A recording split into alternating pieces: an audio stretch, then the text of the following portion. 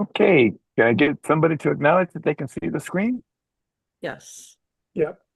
All right. Well, welcome everybody Wait. to. Oh, okay.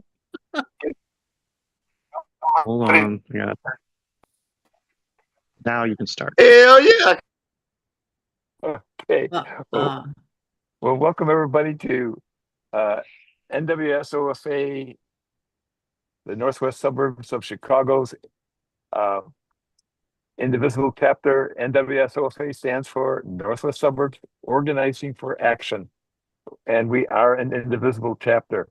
We're one of 2,500 and growing chapters across the country. Every one of those little dark dots is a indivisible chapter. I'm going to steal something from Carl's presentation because we use it now on every one of our meetings. Is we exist to organize and educate our members, understand facts, sharpen arguments, and communicate to our audiences. NWSOFA uh, is organized on the twin snowflake principle. On the right-hand side in the turquoise, you can see our 10 major long-term issue groups, starting from the top, gun violence prevention and healthcare, immigration reform, social justice. Going to the right, stand with women, fiscal and economics, which is the group we're having present tonight. Our election outreach, both federal, state, and local. Climate change, which will be next week. And we have two Restore Our Democracy groups. We call them ROD. One of them deals primarily with voting, different aspects of voting. And then the other one on the issues of the day. One of the first was confronting disinformation. And on Saturday of this week, they will have a special presentation at 1 o'clock. On the left-hand side, you can, on the orange area, you can see our communications team. And that's why you get all these emails and texts and everything, is because we're trying to make sure you know about these meetings and how important they are. So we really appreciate everybody for being here. We do it with 28 all volunteer leads. This is a little old. We actually have 5 more leads than this, and we'll have an updated graphics on that next time we meet. Um, so we do many different things at NWSOFA. 3 areas we work with attendee to end attendee conversation. We organize you guys and allow you to talk back and forth what your chapters are doing, what you're doing personally, etc. We do that on a coffee and conversation, 9 a.m. every Monday through Friday. We do it every Friday at 5 p.m. on our unhappy happy hour. And yes, for the first 5 years, that was called happy hour. So it has changed. And then a new group, which is about a month and a half old, is called Sorting Soup, which really kind of deals with making action items out of the coffee and conversation and unhappy and happy hour groups. So really have been great new leaders driving these things. It's excellent. Our monthly team presentations happen with our gun violence prevention, with our Stand with Women, tonight, like our fiscal and economic group, our climate change, our ROD groups, etc. And then some of our new national Zooms, our updates on legislative, on Vision Forward, uh, sharing our stories, and doing our hands-on how-to skill set Zooms, which happen once a week now, every Wednesday at 2 o'clock. And this next week or tomorrow, we'll actually be doing Substack. So we have a lot of partners that join and that we work together with. This is just an assembly of them, both from the state and national level of Indivisible to other groups that we work with. So it's a huge undertaking and organization. As of a month and a half ago, every time we started to a meeting like tonight, we've started a live YouTube video. So these videos are ready to go within 45 seconds of the start of the video. So if you end up having to go to the bathroom and you think you're going to miss something, you can come back and actually watch the video And that is found on the NWSOFA.org website on the tab that says YouTube. That's on the upper right-hand side. And if you click that, then you click the link and you'll see all the different videos we've had over the last 10, 11 years. Just hit the tab that says live and you'll see the new live ones as you see some of them that we have here. So with that, tonight we have our two experts, Carl and David, and I believe you guys have been doing this for a good 10, 11 years. And just do a great job. They do it monthly, folks. And tonight it's the August meeting, August 19th meeting, and it's from the July data and review. So with that, Carl, David, it is your show. Okay.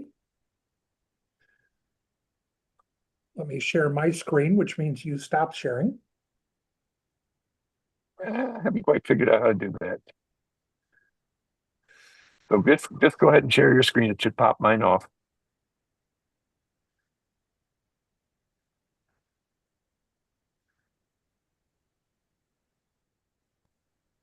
And here I can now.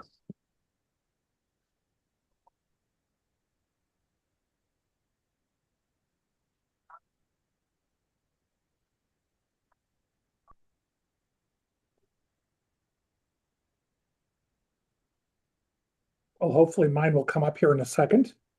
It is populating. That's a good thing. Yes, it is. Welcome, everyone. I'm Carl Falstick. My co-host is David Doney, and we're going to give a presentation about the economy and the fiscal situation, because, of course, nothing has happened in the last month. So, but we'll see if we can, make up a few stories. Bill already covered this slide, so we won't. And we're going to cover a few things: an economic overview, the labor market, something David calls firing the umpire, gross domestic product, tariffs, inflation, wages, and action. And if somebody hasn't already done so, could you pop a link to the slide, this PowerPoint presentation in this chat, so people can follow along there if they want to? Because this is on a Google Doc, okay?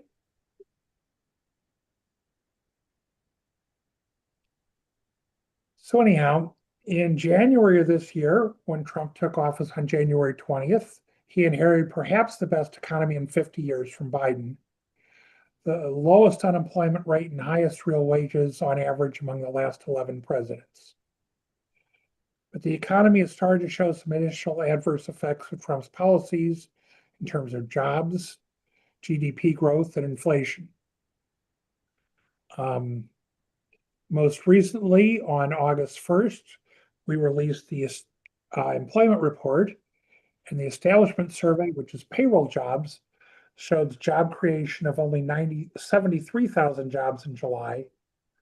But more importantly, May and June were revised downward by 258,000, leading to a 3-month average job creation of only 35,000 jobs. As a result of not liking those numbers, Trump fired the BLS head, even though the BLS head had no direct influence on those numbers. A slight increase in the unemployment rate in July from 4.1 to 4.2%, which is still very low. Stocks are up about 5.6% from Trump's inauguration as of August 8th, which was last week sometime.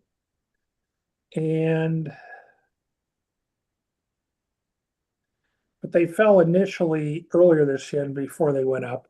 CPI overall year over year in July was 2.7%, but core inflation was 3.1%. And PPI inflation, the producer price index, was overall 3.3% year over year, with core PPI inflation being 2.8% year over year. So both of those numbers are up higher than in prior months, and they're starting to cause some concern to some of the Fed governors. So the low job growth would tend to make the Fed governors want to lower interest rates. The increasing inflation is going to make them want to raise interest rates, and we'll see what they want to do. But they're going to give another month's worth of data before they have to make a decision next month. Real hourly wages were up slightly, 0.1% versus the prior month, and 1.1% versus the prior year. And again, that's down because inflation's up, and real is after inflation. And then, of course, we've got the Trump's and the Republicans' One Big Beautiful Bill Act, which has been scored by the CBO and most private think tanks as a large deficit increaser, going to increase deficit by $3 or $4 trillion over 10 years. It also increased the number uninsured by about 10 plus million via cuts to Medicaid. And the bottom line on that is the Republican plans between the tariffs and the tax bill, they hurt the bottom 80% and help the top 10 or 20%.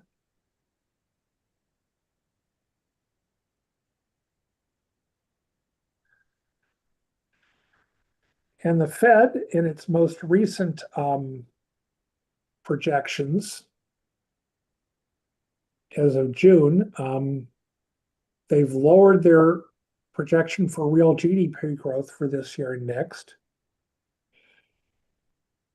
They've raised the expected unemployment rate.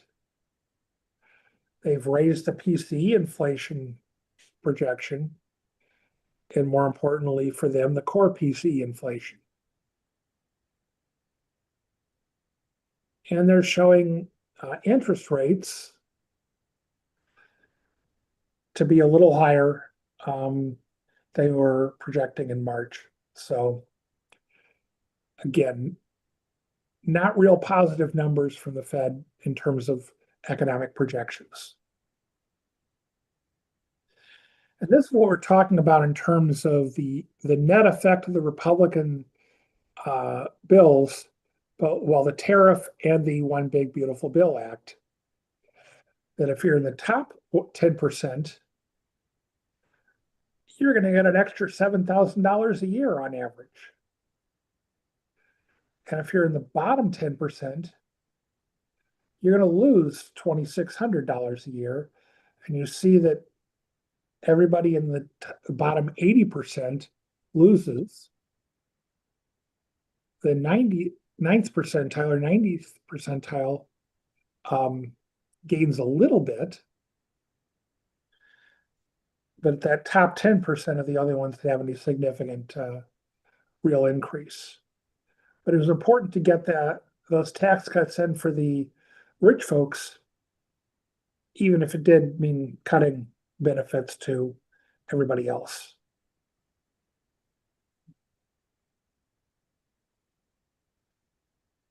So any questions on the overview? Not yet.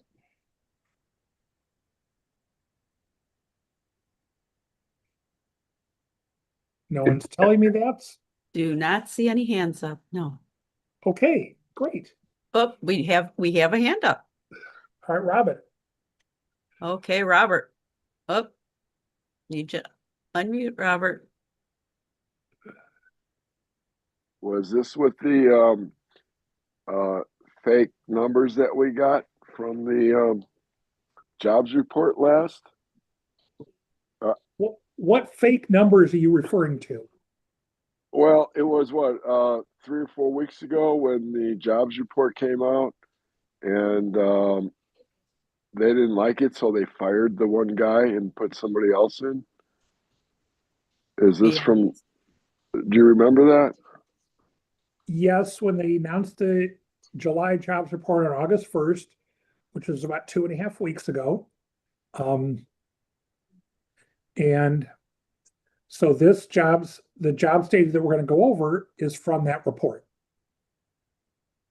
Is Covered this in the, detail, but there were no fake numbers. There was only fake firing. yeah, so he didn't get fired or he did get fired? She did get fired, but the numbers were just fine. Her numbers. I thought they had reinstated new numbers though. I thought No, they put we'll new explain numbers all in. that. We'll clarify all that. Okay, thank you. Sorry.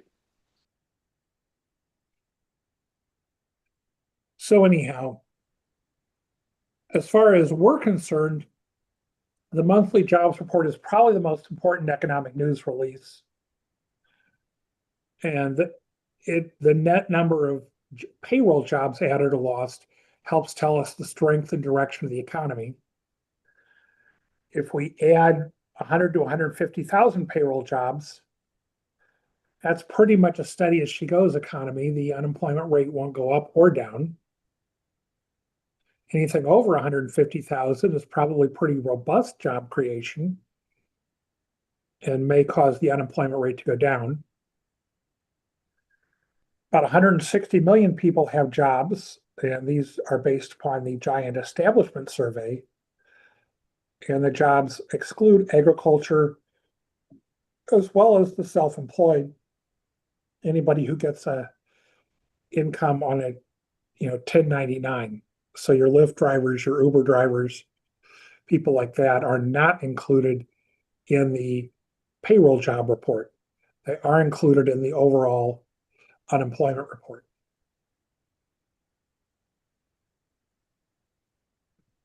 Hey, Carl, got a question for you.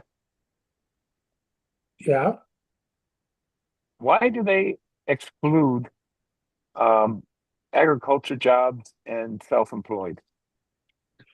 because they are surveying companies about how many people they have on their payrolls.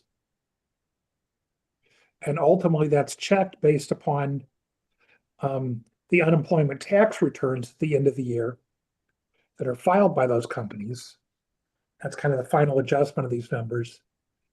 And when I was a Lyft driver, I didn't file an unemployment tax return. Got it. So I couldn't be Thank you. counted. Thank you. And the way the numbers come in is that ideally all the companies would get their data in before they publish the data for the month on August 1st. It didn't happen, doesn't happen. And so what you have is the big companies that have efficient systems can tend to get their numbers in. The smaller companies tend to filter in over the next month or two. And there's been suggestions that we ought to just go ahead and not report the numbers initially. My suggestion would be we should just go ahead and when they initially report it, label those numbers as preliminary because we know there's going to be adjustments over the next couple of months. And in fact, that's what the Bureau of Labor Statistics has been doing for decades and decades and decades, as long as I followed the numbers. The numbers are initially labeled preliminary for the first 2 months, and then the third month that they're in there, they're not labeled preliminary anymore. Although as a practical matter, they're still subject to a final adjustment when the unemployment tax returns come in. So anyhow, what we see here is jobs were up a mediocre 73,000 because of downward adjustments to the 2 prior months, to May and June. The number of payroll jobs that we're showing is actually 185,000 less than we were showing you in July. And just a recent history, prior to the pandemic, we got up to 152.3 million jobs in February. And we lost 22 million jobs in 2 months. Under Trump, we started to recover. Curiously, in December 2020, job growth was actually negative. I'm not sure why. But then once Biden came in, job growth has gone up. And since Trump came in, job growth has continued to come up, although, as we talked about, pretty weak job growth over the last 3 months.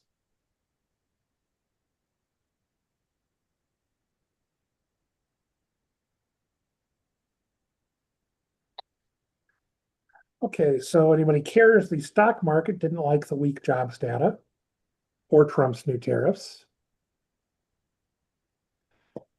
And the big downward job revisions could be a warning sign for the economy or not. They do raise the chances of the interest rate cuts, although the tariffs argue against it if they raise prices. And stocks have been relatively calm. I think they actually went up over the last week, although the last 2 days, they haven't done much of anything. But this is where we're talking about the big downward revisions. In May and June, we were initially reporting job growth of a little above 150,000, it looks like. And then they got revised way the heck down.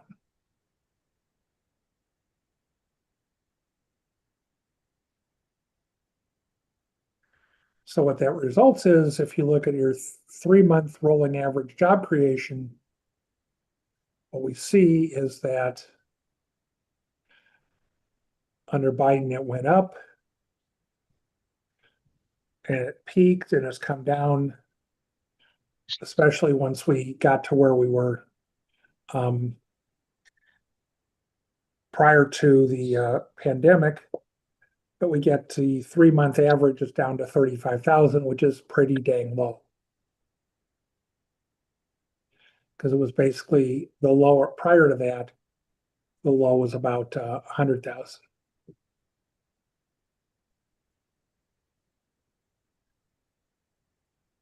And this is just let's look at the presidents to remind ourselves that you really don't, if you want good job creation, you really don't want Trump as your president. Looking back in Biden's second term, we averaged 216,000 jobs added a month. In the first 3 months under Trump, we averaged 180,000. That was all pre-pandemic. If we take all 4 years of Trump, we actually averaged a net loss of 57,000 jobs a month, because his first presidency was the first one to lose jobs overall since Herbert Hoover. And then we've got, under Biden, from inauguration, adding 354,000 jobs a month, but a lot of that's recovery. It's only been since July 22 that we were above the pre-pandemic level of jobs. And so in that time frame, we've been adding 240,000 jobs a month under Biden through January. And then Trump this year, we've been adding 81,000 jobs a month.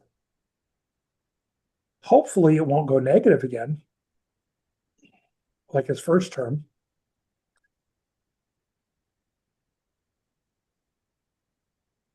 And you've probably seen some progressive commentators comment on this, that if you go from January 1989, when the first President Bush took over, through February of 2024,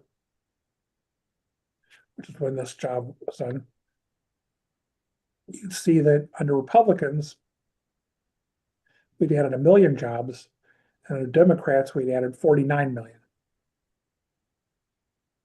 Just a little bit different. Now, Republicans would tell us that that excludes Reagan, who had good job growth. And so if we add Reagan and Carter, who also had very good job growth, we see is that it's 60 million versus 17 million. Interestingly, if you go and average job growth, it was higher under Carter than under Reagan. Little known fact for everybody who tells us that Carter was a disaster. He wasn't.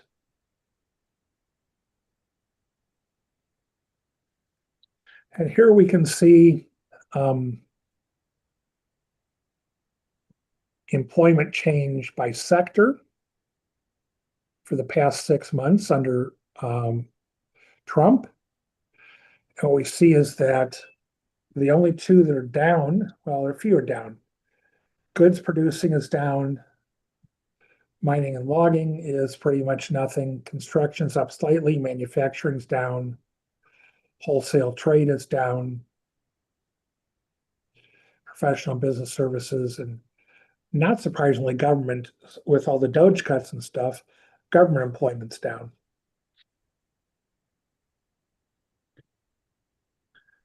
And again, you should all have access to this presentation, so you can come back and look at this chart at your leisure.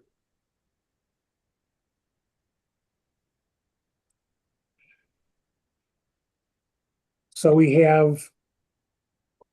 were at about 302 million federal employees.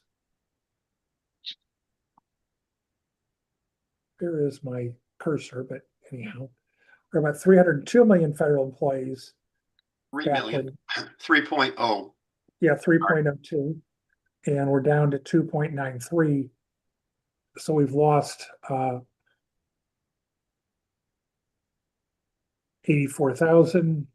But that does not include employees that were out on paid leave or severance pay. If you remember when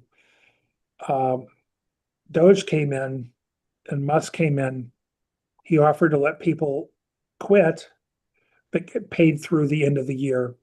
In some cases, the end of the fiscal year, which is September 30th. In some cases, the end of the calendar year.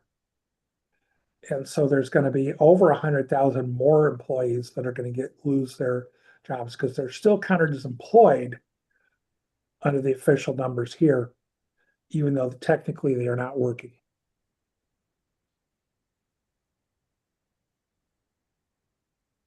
And so those numbers will shake out by the end of the year. And we should have,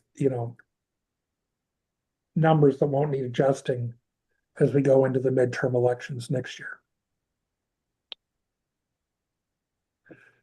So the unemployment rate, many people consider is as important as the jobs numbers. It tells us what percentage of the labor force is not working. It measures slack in the economy. Historically, the unemployment rate's been about 5.7%. So the 4.2% we're looking at for July is low. It's based upon a household survey of 50 to 60,000 households that get called every month. And there's some overlap month to month and some new ones month to month. Now, there is a theoretical point below which inflation accelerates. And estimates of that vary.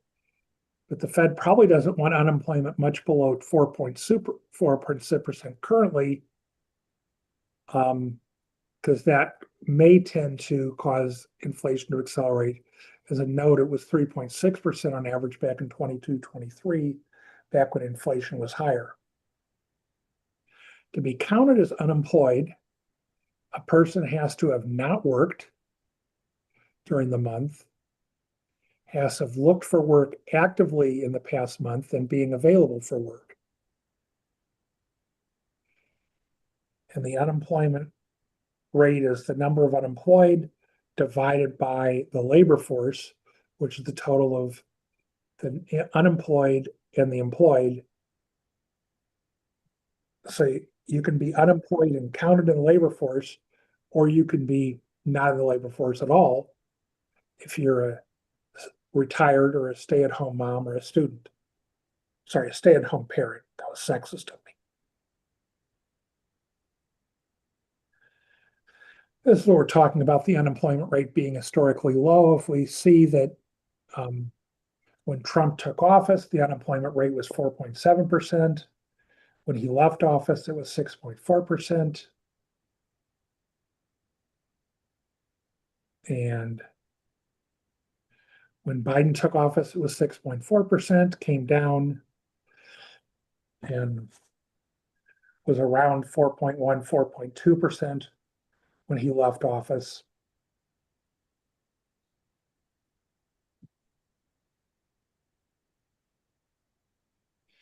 And if we look at the unemployment rate by different groups, we see that it's not uniform.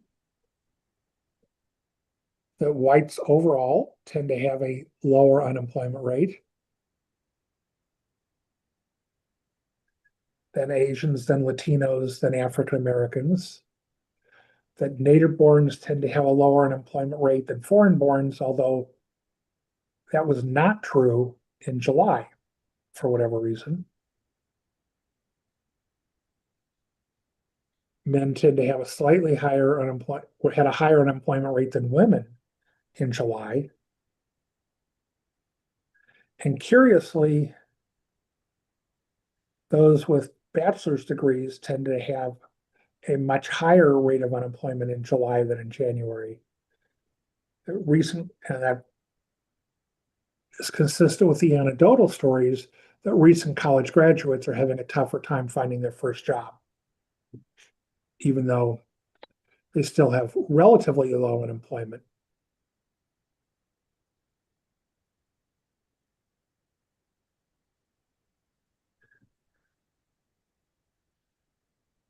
And the African American employment level has been falling.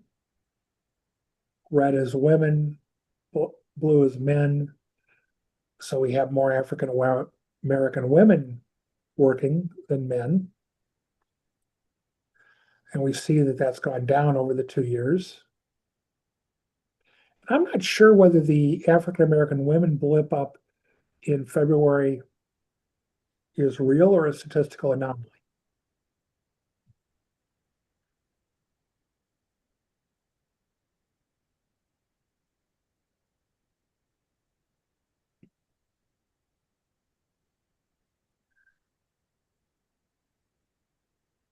But the employment level of African American women peaked in 2023, as we see, and has gone down since then.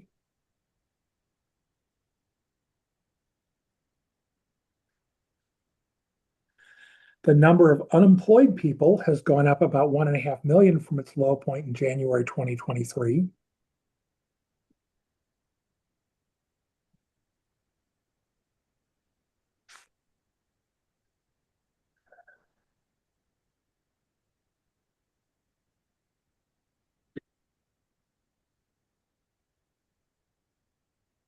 Including going up by 221,000 in July versus June.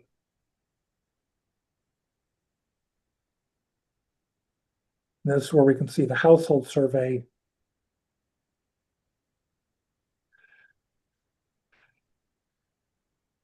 This is where we see the number employed is 163 million versus 160 million on the payroll jobs.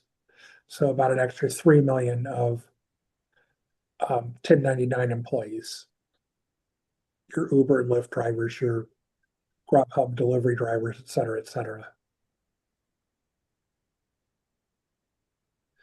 What we see is that for the 1 month, most numbers were negative. And if you look at it for the 6 months since Trump started, again, population's up, but everything else is bad.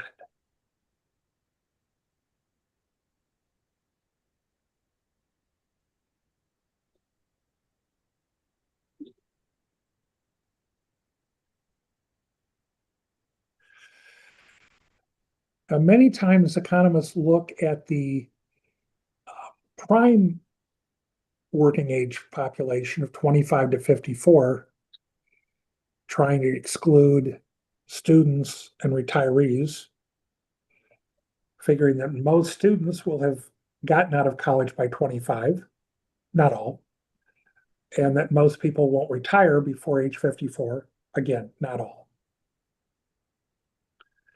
what we see is that this employment to population ratio, once we recovered from the pandemic, are basically about where we were right before the pandemic. And we got back up there by the middle of 2022.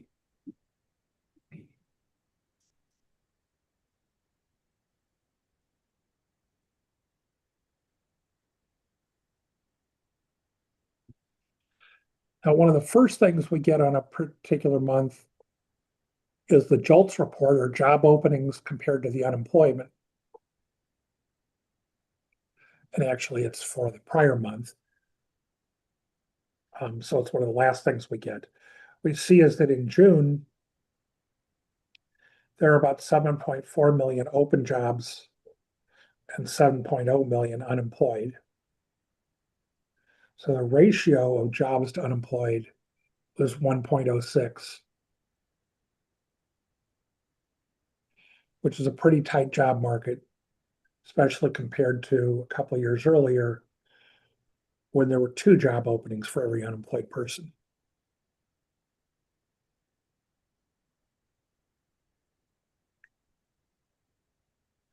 So we have questions about the jobs numbers?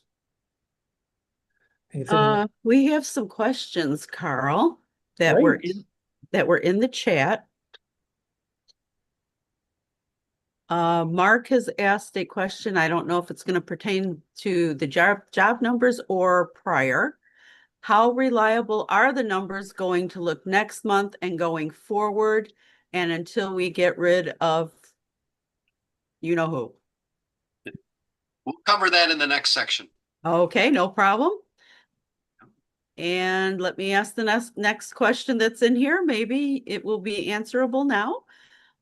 Glenn is asking, would there be a way to gather the data as a separate entity and establish our own data set that provides accurate numbers, or can the data be skewed at the corporate side?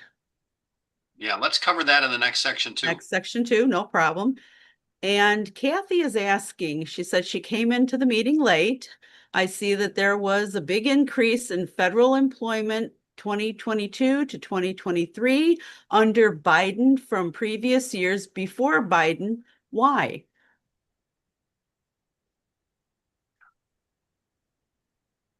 I don't have a good answer for that one, Carl. Any?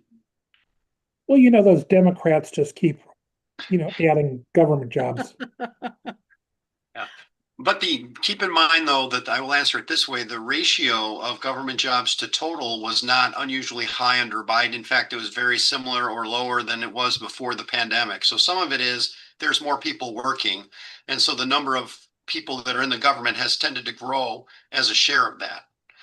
So I'll have to look at the details, but I don't think it's that far out of line from the history. And that is all we have right now. Okay. Thank you, everyone. Would you like me to share, Carl? May Sure. I have a Why question? don't you share, and you can cover this section. All righty.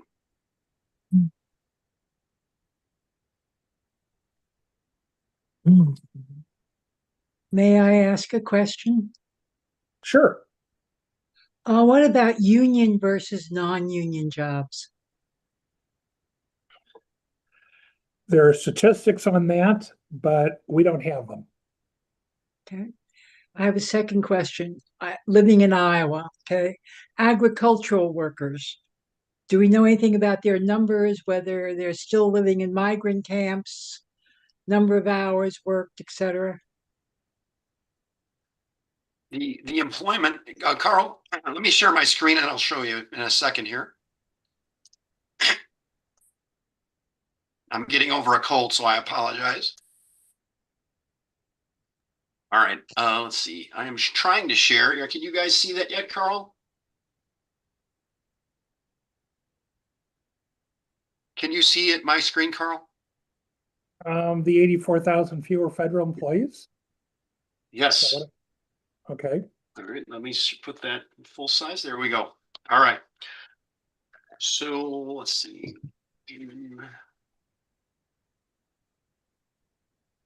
All right. So as you know, Trump fired the umpire, fired the head of the Bureau of Labor Statistics because he did not like the jobs numbers. Basically, the jobs numbers were okay, somewhere in that 150,000 range recently. And then it was lowered down to only 35,000.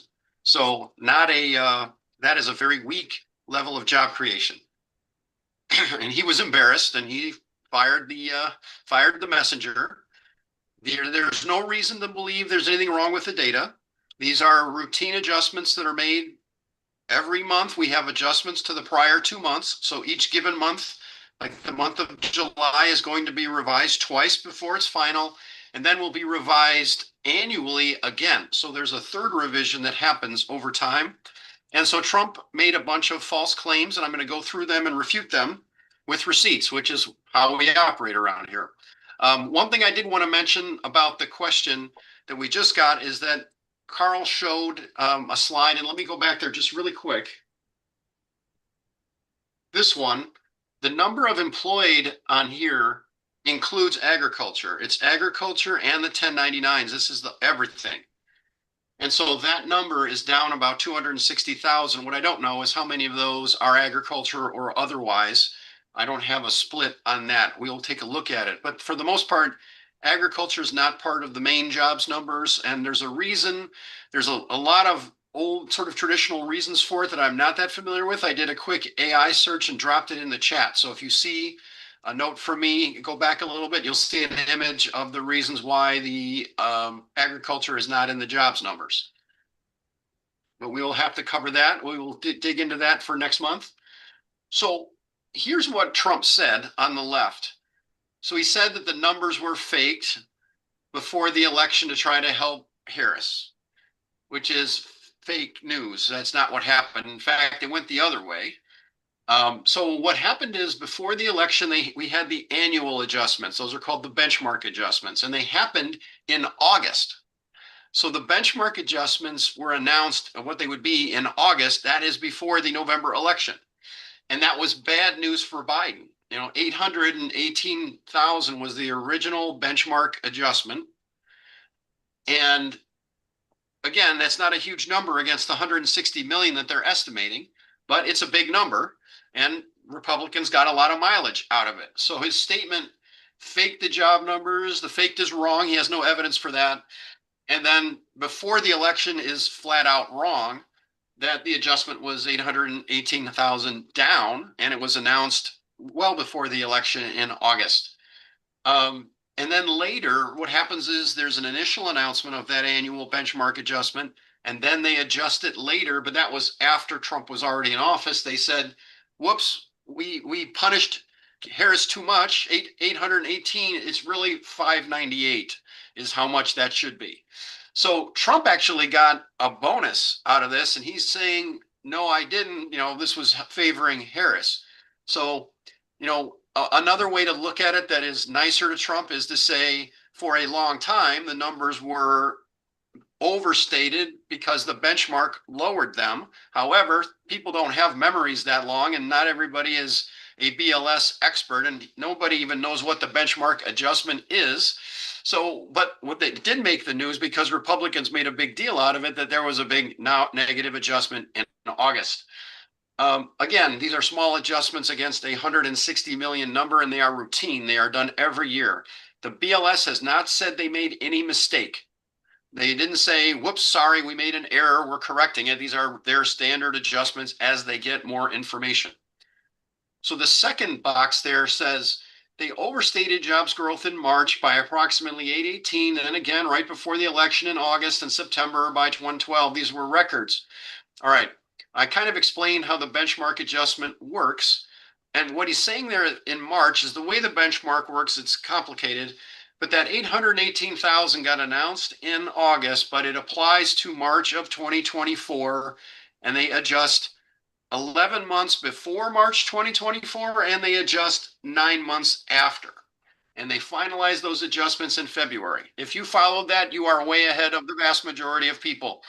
They do, again, there are the two, the month of July will be adjusted twice, and then it goes through the benchmark, and there's a preliminary and final benchmark. Again, because more information becomes available to the BLS. And we're going to go over the history of kind of where are those, what are the size of these adjustments and when, but there's no evidence that one party or the other, was favored in this. Just in this particular case, it really helped Trump in the timing. But his numbers are not wrong. The 818, the 112, those are true. It just, these are routine things. These are not some kind of manipulation. But if the jobs growth was overstated in March 2024, those big negative adjustments happened well before the election. And so people could see, as Carl showed you earlier, even if you make those benchmark adjustments, which are in the data we shared, those numbers are very favorable to Biden. The job creation under Biden was much, much faster than Trump, even after all these benchmark adjustments that are here. The chart that we showed you, and I'm going to zip back to it for a minute. This chart is after the benchmark adjustments. It has all these things that Trump is complaining about are in here. So, 240 to 180 is your most honest comparison. 240 is after we had recovered from the pandemic. So July 2022 to the end, 240,000 jobs added a month. Trump before the pandemic, 180,000 jobs added per month. So what is that? 80,000, 60,000 difference out of 180 is the 33% better under Biden.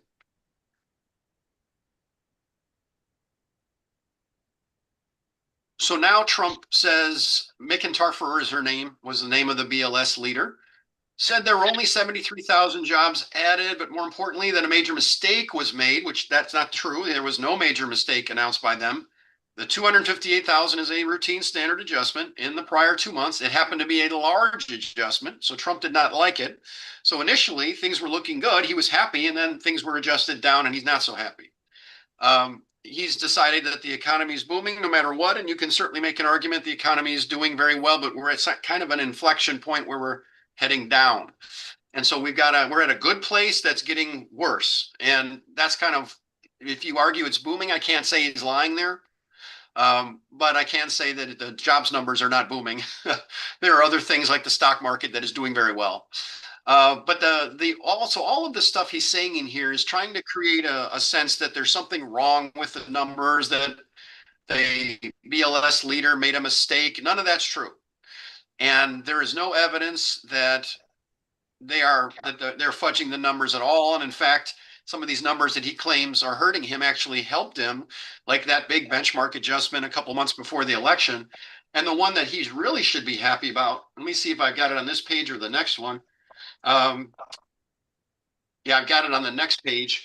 Right before the election in November, so the November 1st jobs report, only 12,000 jobs were created in October, and that was released on November 1st. So that was the last jobs report before the election got a lot of attention, and only 12,000 was the worst job month of the Biden era.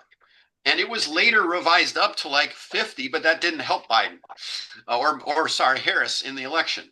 So, it's not like the BLS is sitting there trying to figure out how to help Democrats. Both of these things, that adjustment and this 12,000 jobs report right before the election, both were painful for Democrats. The Democrats that were close to this economic news, like we are, said, oh, darn, 12,000 right before the election is terrible news. You don't want to see a bad jobs report. And that was the worst report that he had.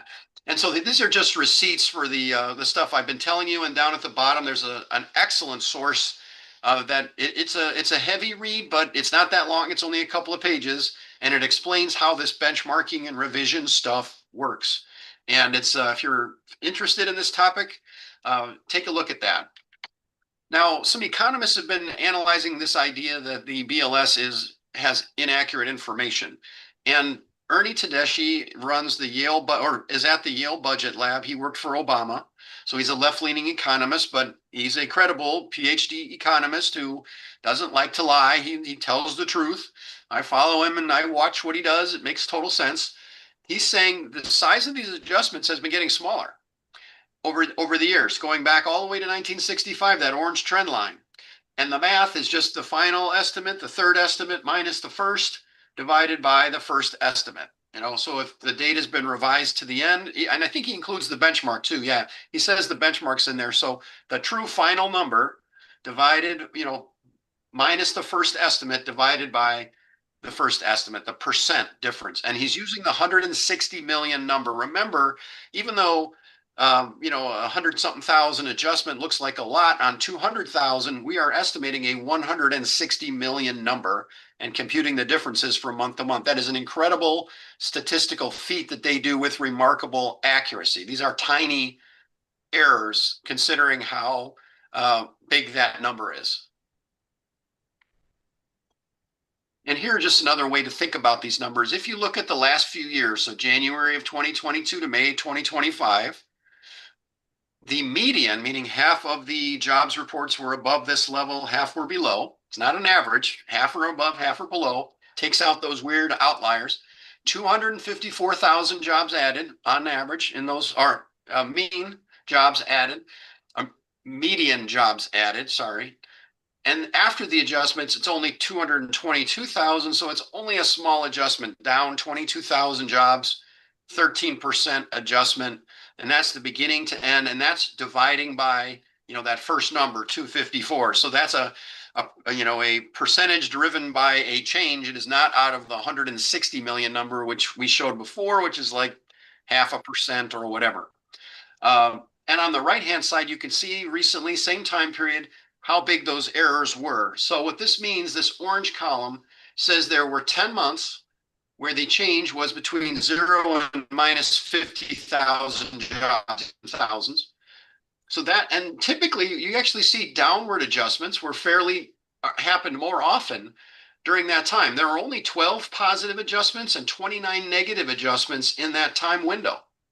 So positive adjustments aren't a big thing. They don't happen all that often. And in fact, I had this on the prior page here. Through May, 5 of 5 months were revised downward in 2025, but that's consistent. 4 of 5 months through May in 2024, 5 of 5 months through May in 2023. I don't know all the reasons, but one of the Fed governors explained that when the economy is slowing, when the number of jobs is coming down, they tend to overestimate on the first piece of information, and then when they get things corrected, it's lower. They lower their estimates. This is not unusual. So it happened the last 3 years. 25, 24, 23 all had downward adjustments early in the year. This isn't something that is new and different under Trump.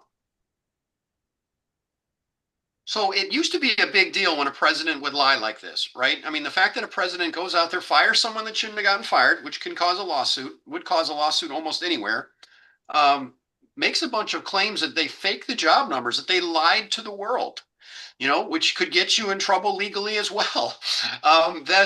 That they were done to boost Kamala's chance of victory, which is insulting to Harris, by the way, in terms of using the first name. So I mean, this is a child tweeting here. We know that. I mean, this isn't news. It's just this kind of thing would destroy the credibility of any other person that said it. But Trump gets away with this stuff because they're used to it. People are used to it. And it's a real problem. So another way of looking at this, and this gets at the question of, can we trust these numbers going forward? Trump's going to put his people in there. Can they be interfered with? It's possible. I mean, we've been saying that for a few months, that things look good, but that could change. And so clearly things have changed with this, and we'll have to watch it. But there is a way, if you are an expert economist, and there are quite a few out there, and they're going to be doing this a lot, I suspect, in the next few months. They're going to be taking lots of different variables about the economy and predicting what the jobs numbers should be. And for example, Goldman Sachs already has such a model. They don't publicize it, but they can pretty much figure out what the jobs numbers are going to be with a pretty high level of accuracy, apparently, based on what all other numbers are available. And one of the public ones is ADP, which is a big US corporation involved in payroll housing. And what ADP, when you look at the ADP numbers, they are private sector only. whereas the government is reporting private and public. You can take the government out, so you have an apples to apples comparison. That's what I've done here. And we gave this chart to you before this whole jobs hubbub happened. And we said, it looks funny here because ADP is showing a big drop off in jobs in blue, but the BLS number is still holding up pretty well. That didn't look quite right. Not that that's happened before. It's not highly unusual, but right? And who's to say that ADP won't come under pressure as well? Very curious to see what they decide to do in terms of publishing these numbers in the future. Trump could come after them. But now look what happens. So take a look at that lower right corner down here. You see how there's this gap? Watch what happens after the BLS adjustments. It's gone. And flip back. There's the gap. Now it's gone after the adjustment. So we weren't crazy. The ADP was showing some variation and the government has adjusted. But again, nobody has said there were errors. These are routine adjustments. They just happen to be big. And as I shared with you, it is routine to lower the numbers in the first part of the year. I don't know all the reasons. You can imagine that with all the Christmas hiring and firing, that there could be a lot of drama in there, and they do seasonal adjustments to address that.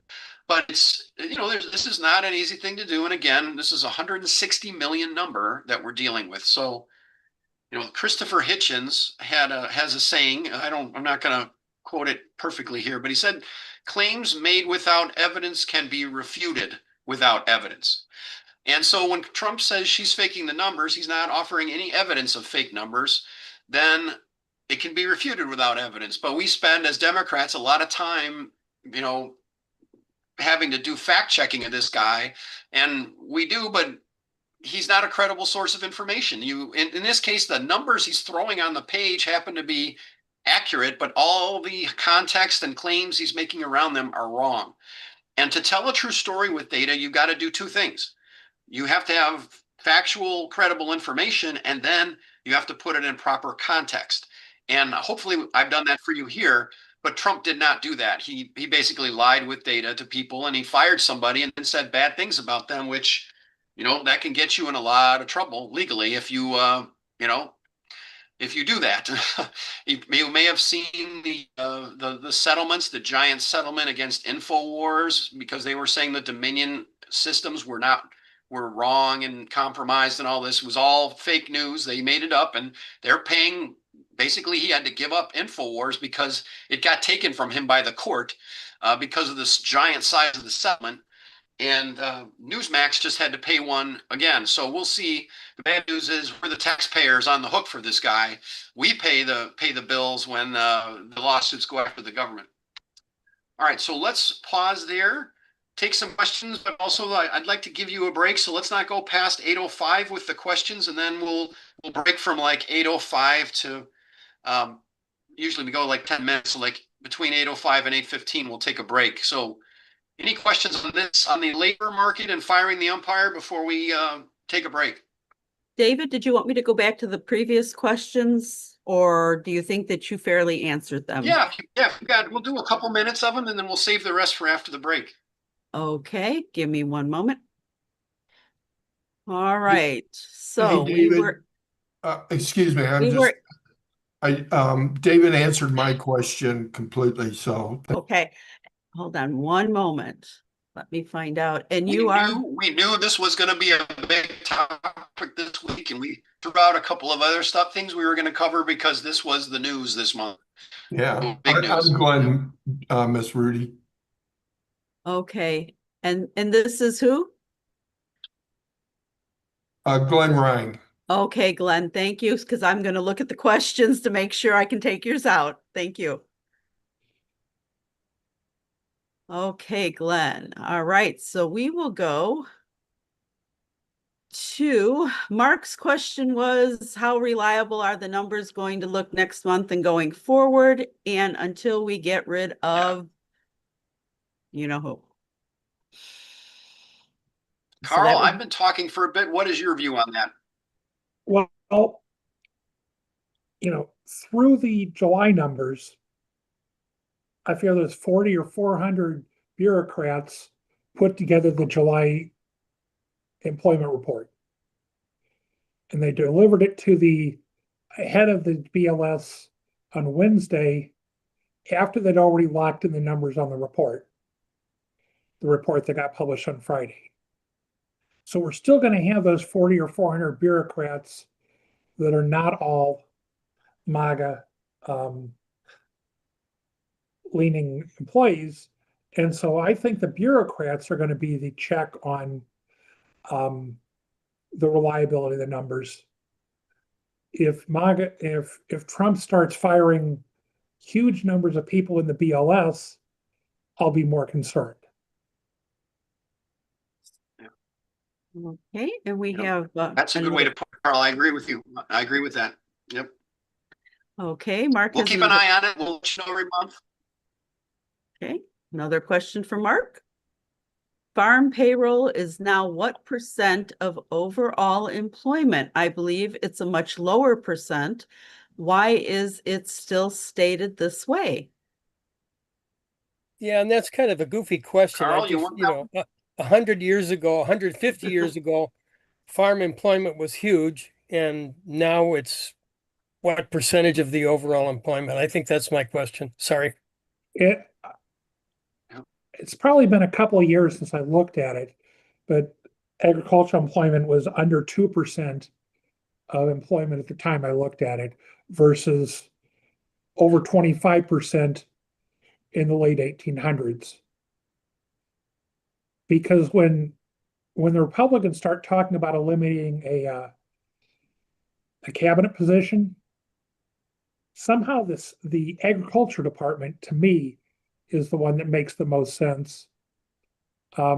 Move the business side of agriculture and let commerce handle it because it's a small portion of the commerce.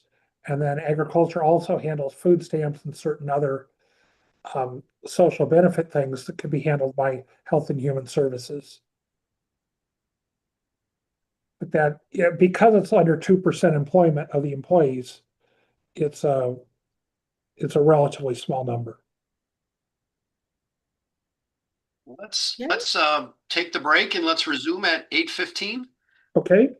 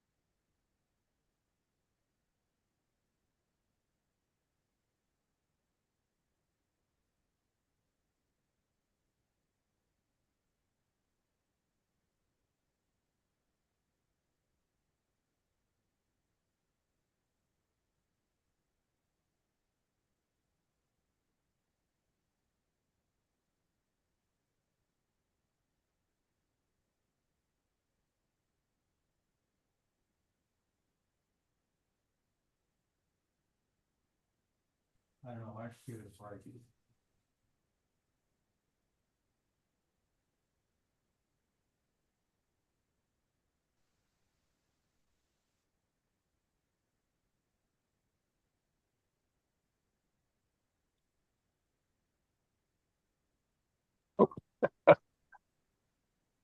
I was chatting away and I didn't realize I was on mute. For those of you who are still on during this break, are these numbers being presented in a way that makes sense to you? I wonder if everybody is. No, we're not muted. Okay. They make sense to me. No, I'm they don't just make being any patient. sense. I'm just not. I'm wondering because I'm on Social Security. I'm wondering how the inflation data is going to be manipulated, if it is at all. because that depends on our COLA. But these guys do a good job for me, Bill.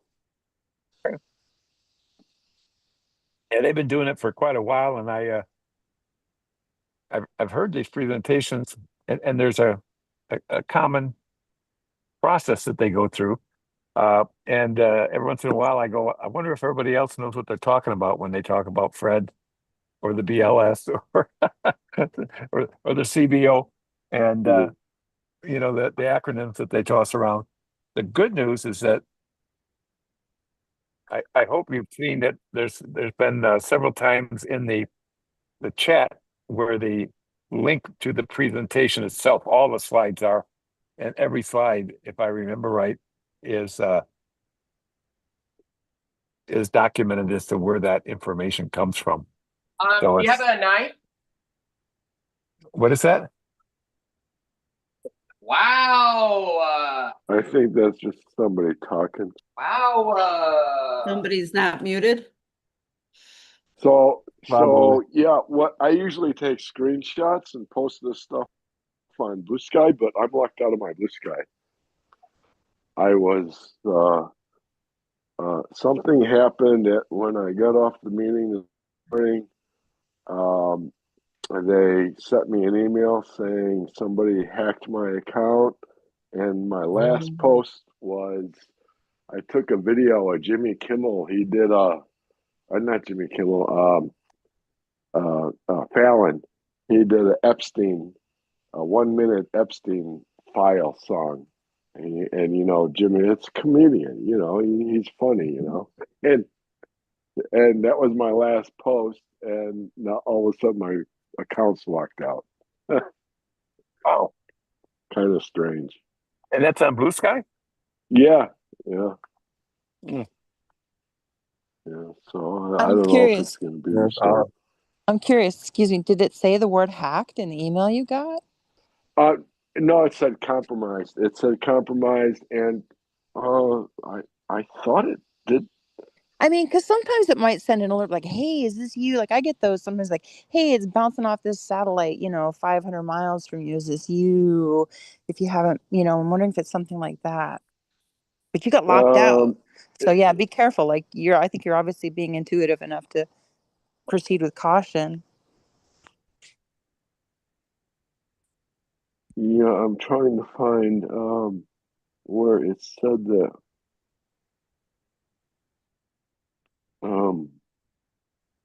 Yeah, it said compromised and/or I thought it said hacked. Account compromised.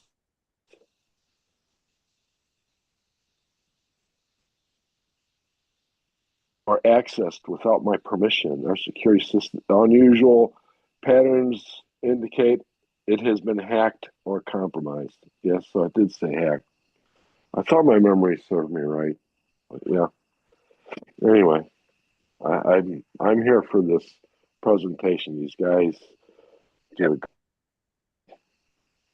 Yeah, I think they're back now. I see Carl and David both back. So Are we starting back up at 8:15? I think we will wait the 4 minutes, yeah. yes. If Oh. it's okay, could I share something with everybody? I was thinking the other day about tariffs because I've been trying to understand the impact on the economy, and I realized that as companies start to chase inflation, because not only are tariffs going to go up, cause the price to go up, but overall inflation will start to rise because people will start to chase inflation. And when that happens, companies will start to raise the prices of their goods. And when they do that, every time they raise their price, they also the tariff is higher because the tariff is charged as a percentage against the new higher price. So, as example, for something that costs $100, if you add the tariff of 20%, it goes to 120. If they raise the original base price by $10 to 110, it raises the price to 132. So the prices start to mushroom because not only does the price rise, but also the tariff rises. So that means that over time, the government's going to continue to collect more and more tariffs from us as inflation starts to rise. So it's going to be a really, really bad setup. But the other thing I realized too is that because the tariffs are going to be used to pay for the tax cuts, that means that the wealthy will take the money that they saved from not paying their taxes, they will invest it in, of course, the stock market, real estate, gold, crypto, whatever, and they will grow exponentially wealthier as we grow poorer and poorer from tariffs that are mushrooming. So it's kind of like you have divergent economies. They're getting richer and richer. Everybody else is getting poorer and poorer because tariffs are raising prices, raising inflation. More tariffs are high, tariffs go up, and it's just a really, really diabolical setup. Truly evil. So anyway, I just thought I would share that with everybody. However, that's not necessarily true. The when you raise the tariff is charged against the price at the dock, not the retail price. That's true. That- Yeah, you're right about that. Yes. Okay. Yes, It's all about trade. that's true. But they will, once the good goes to the company and they start raising prices, the tariff is charged against the new higher prices at the company. Is that not correct? That's not correct. It's the prices at the dock, not the prices at the store. Okay, that makes sense.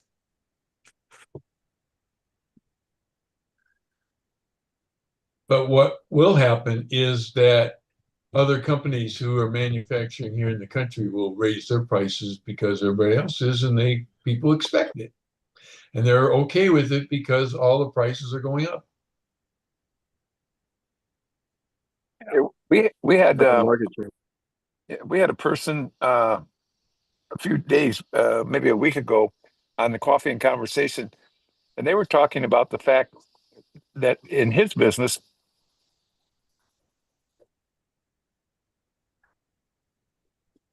the items that were being brought over for their company, the person that imported it paid the tariff. So if it was a 10% tariff, it was a 10% increase on the cost of goods. And then there was a wholesaler involved or a middleman involved between them, and they would increase that now $110 cost by their margin. And so it would become like 112 or whatever. And then when they got it,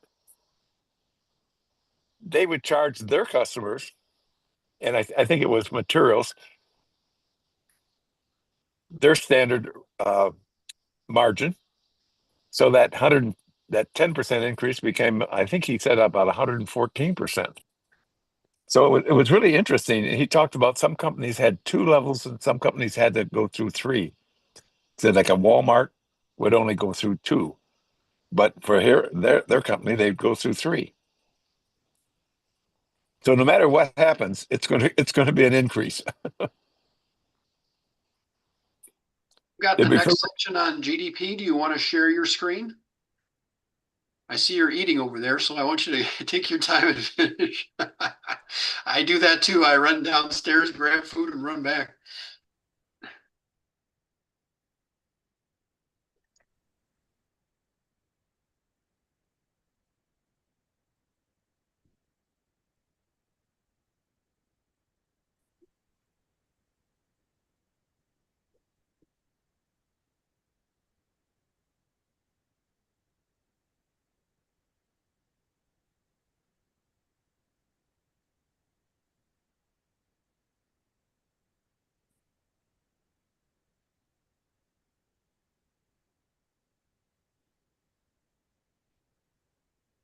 He didn't like me to share, but I'll try again.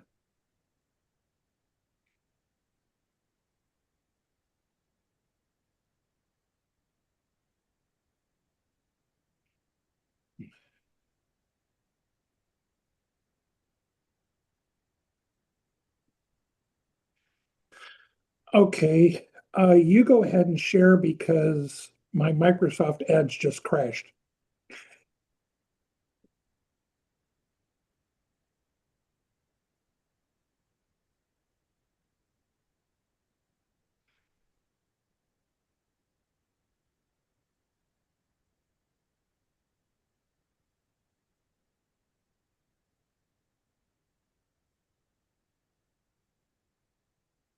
Can you see the screen, Carl? Looks like something's coming up, but I'm not seeing it yet. All right. It says The Economist. Number 4 GDP. You got it. That's the right one. Thank you. That's it. All right. Tell me when to move it along, Carl. Yeah, I'm still trying to catch up, so.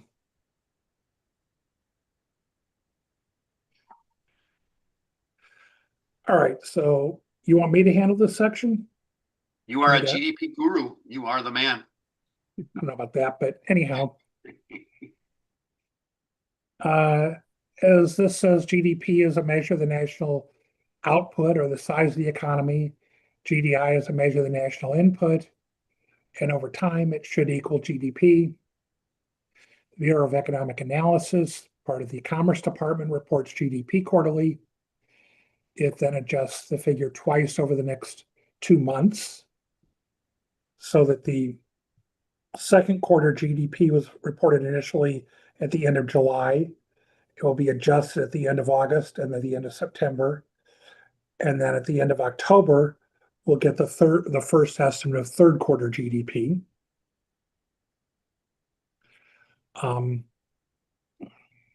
Media typically covers the real GDP growth rate at an annualized rate. So in the first quarter of this year, it was a real GDP growth rate of negative 0.5% after adjusting for inflation. And that was primarily because in anticipation of the tariffs, we had a heck of a lot of imports. And in the second quarter, real GDP was reported at 3%, 3.0%, because we had a great reduction in imports in the second quarter. And the net of that for the first half of the year is real GDP growth at a 1.2% annual rate.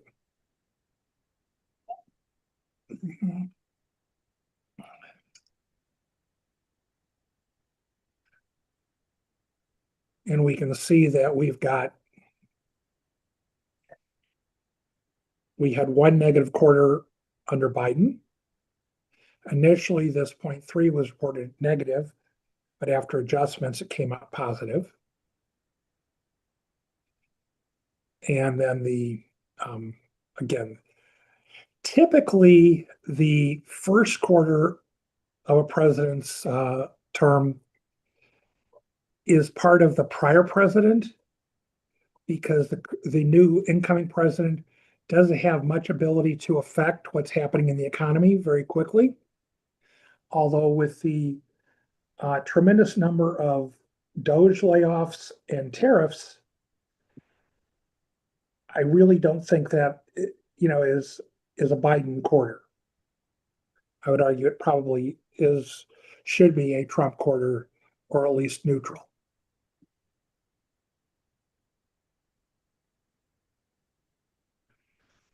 If you look at the components of the real GDP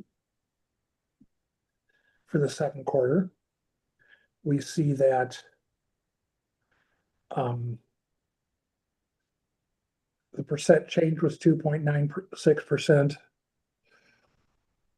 Consumer spending went up, imports went down, exports went up a little bit, investment. And so that these all even out to the 2.96%.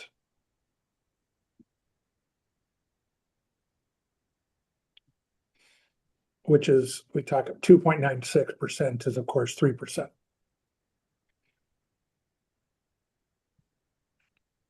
Carl, Yes, I have a question in chat for you or David from Amy. Did you want me to ask that now or wait? sure. Okay. It says, do tariffs mostly create hardship on small business and working people? Big business can ride it out easier while small businesses will fold. Let's deal with that in the tariff section. That's our next section after this. We will come All back to. right. Yes, that's a good question. But when GM's reporting a, significant impact of the tariffs, it's affecting all businesses. Okay, Let's support local businesses. so what we see is that real GDP per person per capita has gone up since before the pandemic. So that's all good. And, it's one more indication the economy was pretty good going into the Trump presidency.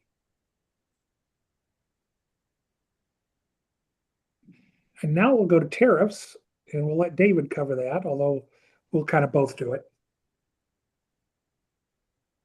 Right. So we've been giving tariffs a lot of coverage. We may take a break from tariffs next month.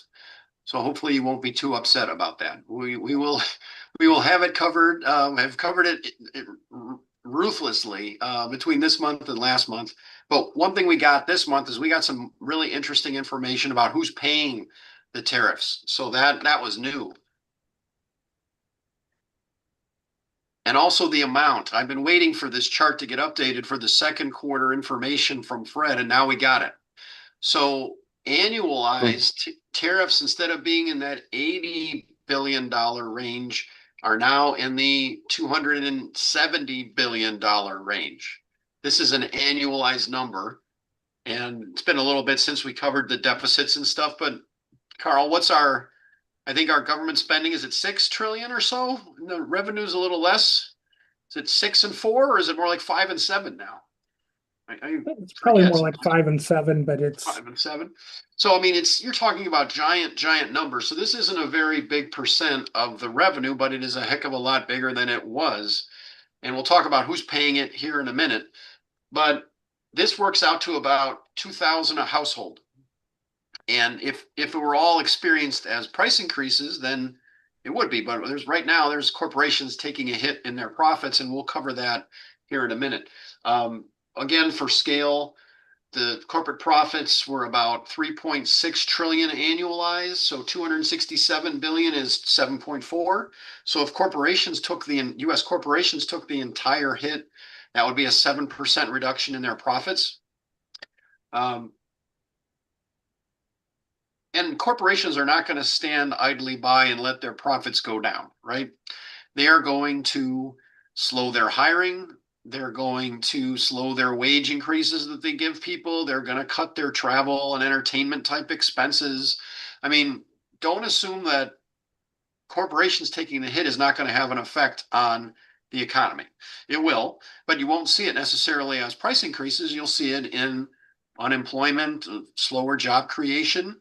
Imagine that. We kind of have that evidence already, right? So corporations are facing a lot of uncertainty, and they are not going to do a lot of hiring and investing under those conditions.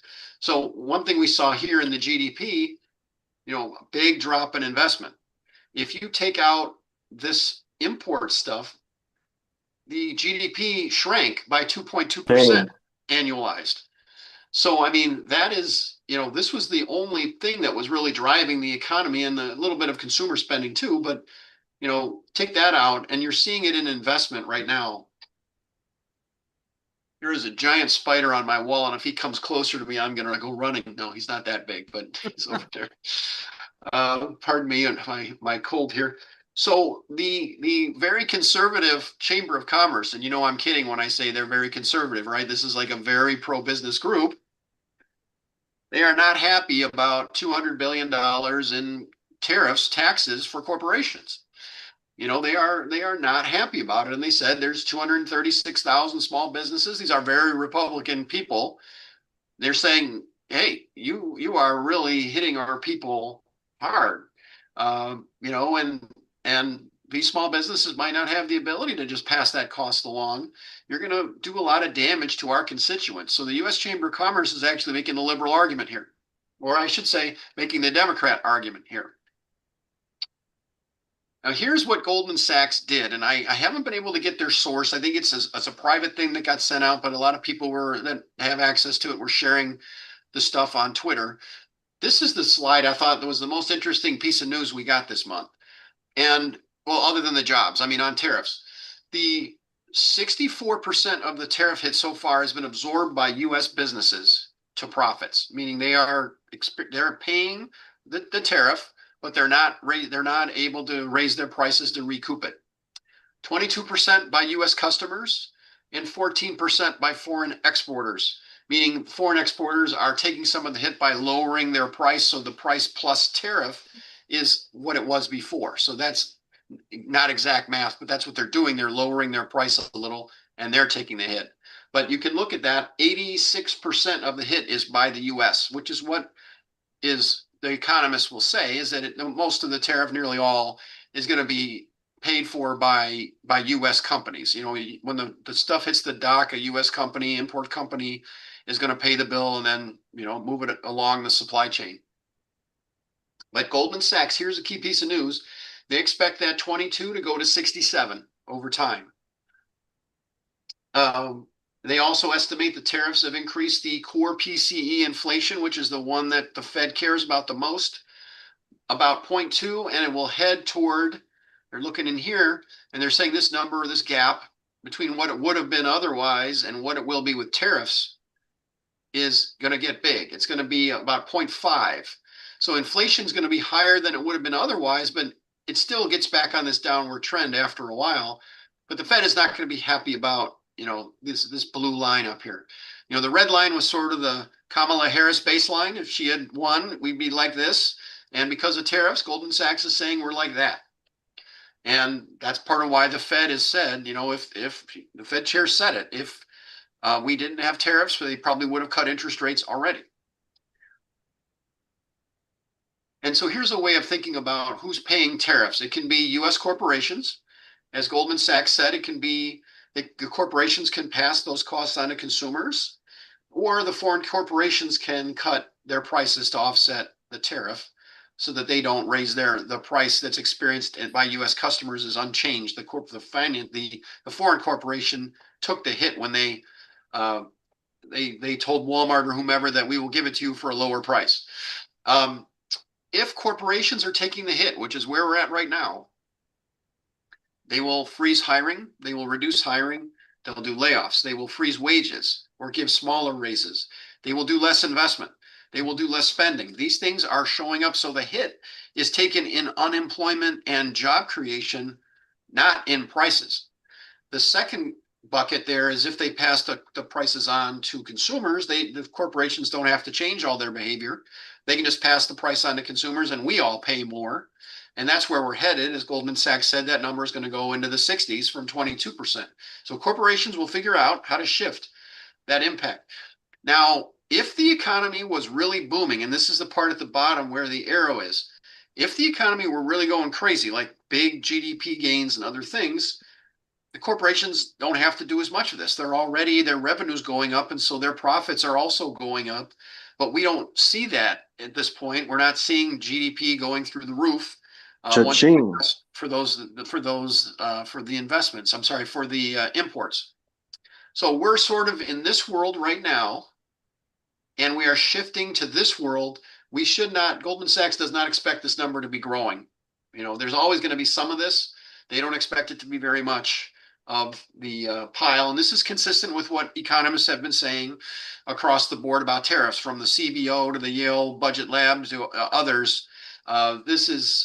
They've been saying actually that they actually expected more in the second bucket here. The corporations would be passing it along faster, but that hasn't happened as fast yet. But we'll see the costs in the economy in other places as corporations, you know, if they're unable to pass their prices along, they have to please their investors. They have got to keep their profits going, or they will be replaced by their board. This is a bit of a technical argument. J.D. Vance messed it up. He got it backwards, and I want to make sure we kind of cover it.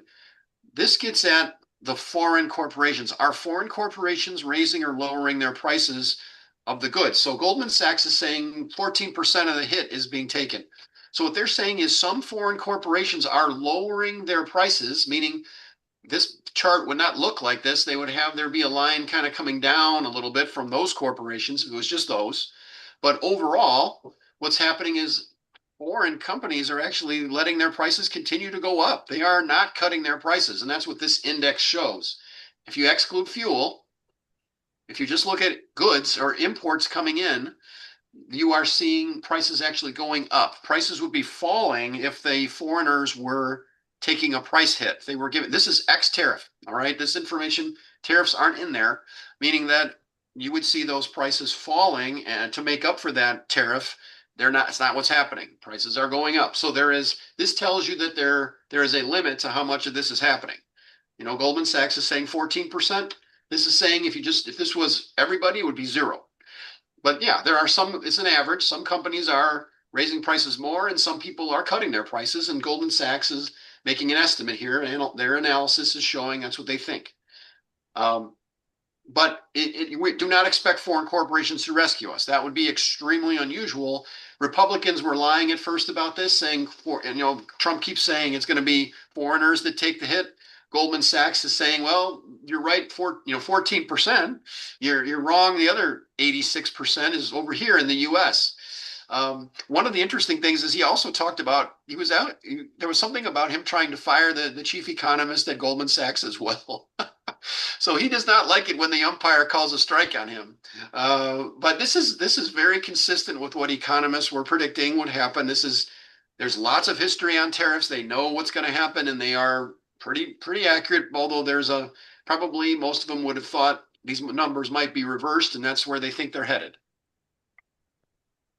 So here is a lot of text. We're not going to read all this, but this is that same slide I gave you last month. The Yale Budget Lab updates their analysis often. Every time there are major changes in the tariff numbers, they will crank this out again. They have just imagine giant spreadsheets. They change some of the inputs and boom, they crank this out.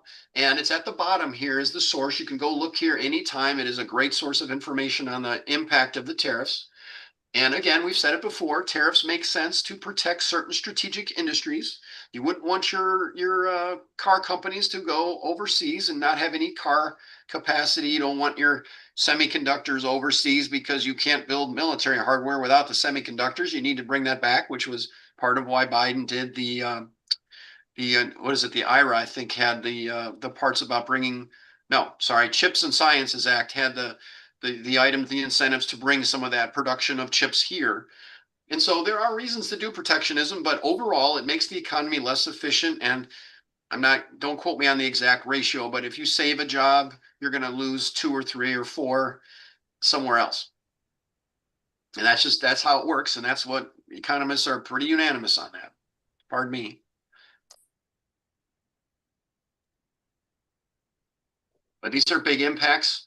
The number to keep in mind is just about $2,000 a household. You're going to be $2,000 worse off than you would have been if Harris had been president on this, at least on tariffs. So there was a question last month, a very interesting question, and I think it's neat to kind of research it to try to figure it out. It was, why did the tariff revenue drop? Why did it peak in 2022? Why did it drop to 2024? And I didn't have an answer. I babbled last time, and I'm like, well, we can actually answer this question. There is a mathematical answer, and then there is sort of the why behind it, which is a little trickier, but with some research and a little help from my AI friend, I was able to get there. So let's look at this. So tariff revenue was about 100 billion in 2022. And remember, Trump did a lot of the tariffs in 2018, 19.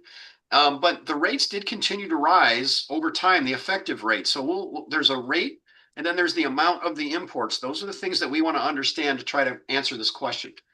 So on the left side is the import volume in dollars. These are just goods. So I think our overall imports is closer to 4 if you include services. But you can see here that 2022 was the peak. But 3 and 4 aren't that much lower. It isn't really that imports fell. That's not why the tariff revenue fell. It isn't because of the volume side of it. It's the rate side of it. The effective tariff rate fell from 2022 to 2024. And the question is, okay, we kind of know it's not good. It's not the volume of imports, it's the rate. So why did the rate drop? And there's a couple of things here.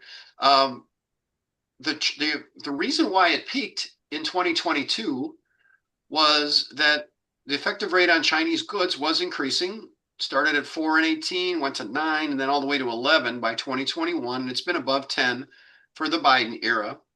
You had the pandemic boom in that 2021 to 2022. People were locked at home still. They couldn't take all the services, so they bought a bunch of stuff. The goods jumped through the roof when services were sort of flatter down. People bought stuff. There's a certain amount of endorphins I think the human body needs, and we got to shop. And so we shopped for goods, and we bought a lot of imports. Inflation would explain part of why this went up. The dollar amount of the imports went up, but it doesn't explain the next 2 years. So it doesn't really tell us about the drop. It just helps explain the peak.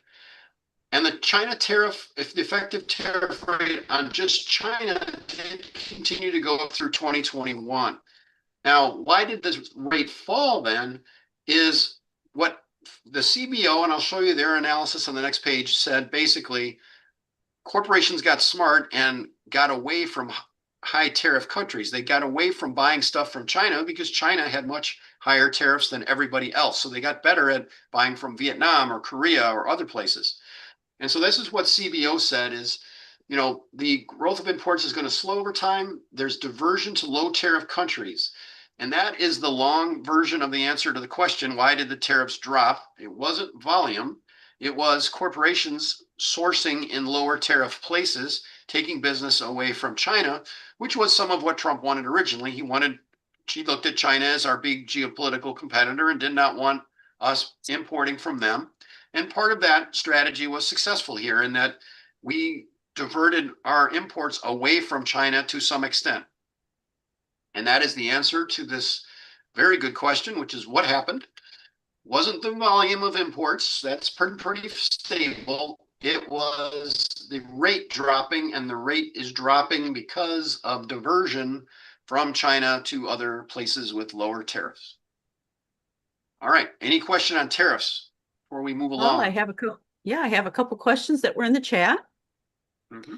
And Amy is asking, will the tariffs end if the court rulings decide only Congress can set tariffs, etc., and the impact?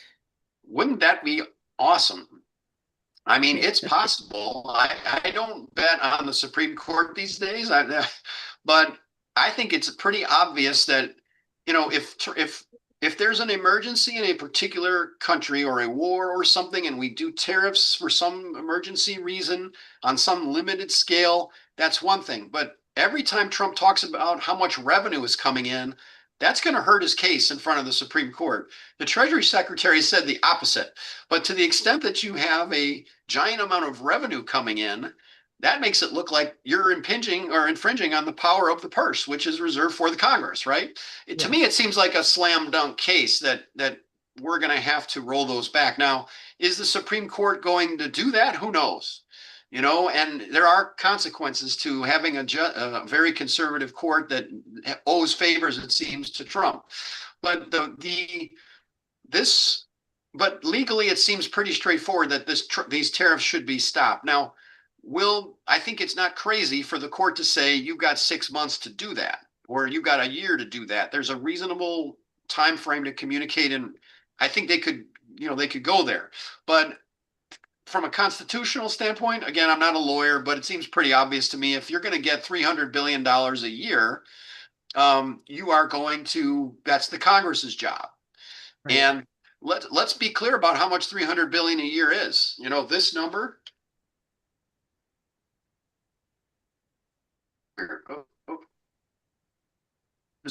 That is about 1% of GDP. $100 billion is about 1% of GDP. The Social Security shortfall is about 1.4 or 1.5% of GDP a year on average, meaning if this were diverted to the Social Security Trust Fund, if this were going to happen for the next 75 years, which it won't, but if this were, you got most of your Social Security problem solved. I mean, it's a big number. 300 billion is a good chunk of change. So, it seems obvious, but not all bets are off with this court. Right. And one other question in the chat is from Daryl. Will the government have to refund all the collected tariffs if SCOTUS decides the administration's imposed tariffs are illegal? Yes, that could happen too, right? Right. And that's fine. I mean, understand this about the US government, and I don't want to get into the MMT discussion, but the basic thing is when Congress passes a law and it says you must pay person X so much dollars, the Fed will conjure the money and give it to the Treasury and they will make the payment. We are not going to run out of money. And if we have to pay back $300 billion to all these places, and remember that's an annualized number, but if it's 100 billion so far, we can afford it. It is not hard to do. They can do it overnight. Literally, when the law passes and it says you shall pay on this date, they will take care of it. And it's not something where they have to go find the money. They can it gets conjured and they can pay it. So if you might hear Trump say, well, we can't come up with that kind of money, blah, blah, blah. It's not, he may be used to saying that from his private businesses, but for the US government, it's not an issue. We can always get the money. Any other questions? I have a quick. We have a couple hands raised. All I right. was just going to comment on the if they do refund the tariffs, who do they refund them to? The consumers, the companies that paid them, the foreign companies? It would have to go to it would have to go right to the company that paid it. The consumers are not going to get a refund. Yeah. I don't think. Yeah. Cash flow. Okay, Teresa has her hand up, so we will go to her. Go ahead, Teresa. These are kind of speculative questions, but what happens if they have to refund the money and now they have these tax cuts that are unfunded, basically? I mean, wouldn't that just blow a hole in the deficit? Oh yeah. Yep. No doubt. But it's, again, the government can always get the money. The risk is inflation. And we'll see how the Fed handles that. If the court were to get rid of the tariffs, the Fed would have a better chance of cutting. They would have a better argument for cutting interest rates sooner or more or faster. And it would be a big win if those tariffs go away. But I am, again, all bets are off with the Supreme Court. You don't know what's going to happen. Can I ask another couple questions real quick? Sure. What do you think is going to happen to the stock market as a result of inflation from the tariffs? I know that's speculative. Nobody really has a crystal ball. I think that you're right. You don't know, but I think it's built in to there is an expectation that tariffs are going to be at somewhere around the level that they are for a while. Doesn't seem like they expect the Supreme Court to reverse them. And if they, at some point, if corporations are not able to pass that along to consumers for whatever reason, and I mentioned the amount of money, it's about 7% of their profits, then you would expect to see, let's say, a 7% decline in the stock market. Again, that's not perfect math. It's a lot more complicated than that. But, a 7 to 10% drop in the stock market, it's not quite a 20% bear market. It'd be a correction. But there's no reason for the stock market to crash. It would go down a little bit because people are very optimistic.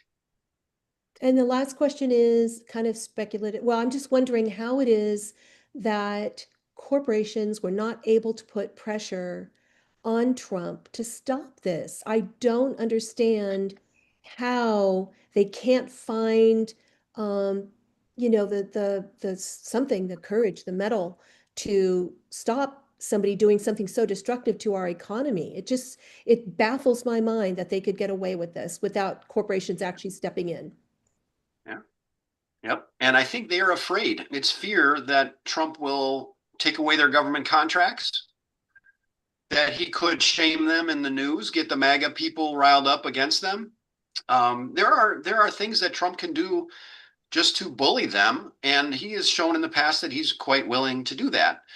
And, so I think they're afraid. And they also, though, felt that, they did a lot of front loading. They bought a lot of these imports before the tariffs. So they got a little runway to hope that these tariffs come down a little bit or continue to get pushed in some cases.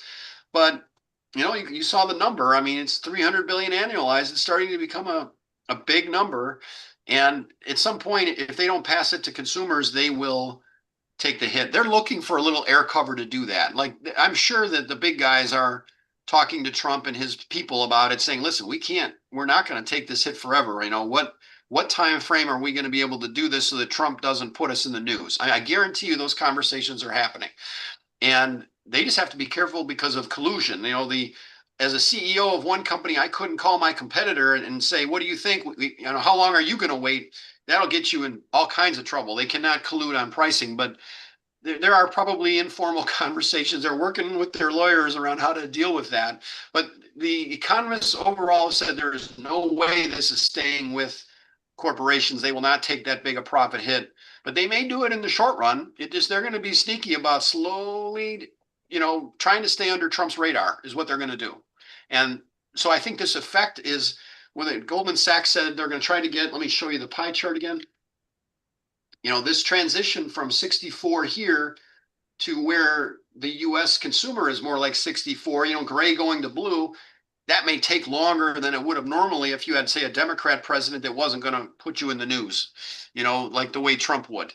And I don't think it's fear of violence. I just think it's fear of being shamed in the news and having their government contracts taken away. There's a lot of that out there, and Trump is not afraid to do that. Could I ask one That real may quick actually, thing? by the way, be helping consumers in terms of keeping prices down right now. But we're going to see the hit in other places again, you know, unemployment, layoffs, lower wage gains. I mean, the cost is going to get to us one way or the other. It's just not going to be obvious in prices. Right. And let me just point out one thing. One thing Trump is very good about is he's a very good at getting in front of the media narrative and shaping it. Like, right now, the media narrative is probably like tariffs aren't a big deal unless it's in inflation, right? Well, it is a big deal because it's going to hit somewhere in the hiring freezes, the wages. At some point, we're going to see it in other places. We're not yet really, other than slowing. We're seeing it in slowing job growth. That's sort of the first thing that we've seen. And over time, it's supposed to shift here from the hiring from in this bucket to this bucket, but that may not happen right away. But Trump is setting that bar at inflation, kind of like he set the Russian thing at collusion. You know, obstruction wasn't really a bad thing, and the fact that he was talking to the Russians wasn't a bad thing, or his people were, and you know that the Russians interfered in the election with through social media and other ways. That wasn't stuff that mattered because Trump set the bar at collusion. He's setting the bar here at inflation, and that's one of his gifts. That's one of his marketing strategies, and we don't often think like that and get in front of that and say, listen, there's a lot of other impacts that are happening. And it's not just inflation, that is not the bar. You know, crappy job creation is a big problem. Because what happened, and this is the thing about an economy to remember, it's a very simple idea, very complicated in the math, but it's basically your spending is my income and my spending is your income. So if there are lots of immigrants coming in and there are rapid job creation, all of our incomes on average are going up, and they're going to go up faster than if you stop immigrants or you do tariffs and you slow hiring. That is slowing all of our income growth. And, you know, there is cost, and it gets more complicated to explain because everybody gets prices, but they don't understand all these other effects that corporations are going to have if they start cutting back. They'll, you know, but we'll be watching it right now. It's just in the jobs. We're not seeing big layoffs. The wage gains have been good so far, but investment dropped off. I showed you that in the GDP charts. Investment was way down in the second quarter, and that's despite giant AI investments that are happening. So there's a lot of damage being done under the hood, so to speak, and it's going to start creeping out sooner or later. Could I ask another real quick one? Teresa, As our, we're gonna move on to Chris. Yeah, Oh. we have other hands up. okay, thank you. Okay, Chris. Yeah. So I think I heard a metric or there was some information about the number of small businesses filing for bankruptcy, that significantly went up. So is that what that article is about? That you I didn't see them talking about bankruptcies, but I'll have to look at that data on small business bankruptcies. I haven't heard that as a big issue yet, but that is certainly something that could happen if they're not able to pass those costs. I was on another call that it said it set a record high of number of small businesses that filed for bankruptcy. So I wondered if there was a relationship with the tariffs. And then the other thing is just a comment just about messaging. You know, every time Trump gets on air and talks about how much revenue he has gotten,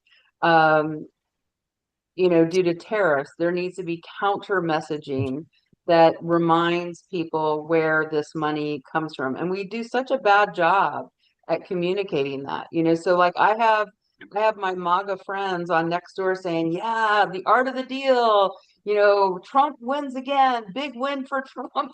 And we just got to do better with the counter messaging on that. Anyway, that's all I have. Yep. Thanks. No, it's totally true. Totally true. Yep. And Okay, Robert? thank you. Thank you, Chris. Go ahead, Robert. Yeah, I this last couple of weeks in Market Watch, I read a report about Micron and another chip manufacturing paying the government 15%. So I did a little research, and it's not uncommon for companies to pay the government, but was there anything unusual about this deal with the government? I didn't study it closely enough. I saw a lot of noise around it, but I didn't see anything really definitive on the legal piece. I'll have to look into that. Thank you. Yep. And it was NVIDIA. So you're talking about the largest market cap corporation in the US with having to pay. And we're giving the chips to China, one of our strategic and potentially military competitors. So there's a lot wrapped up in that.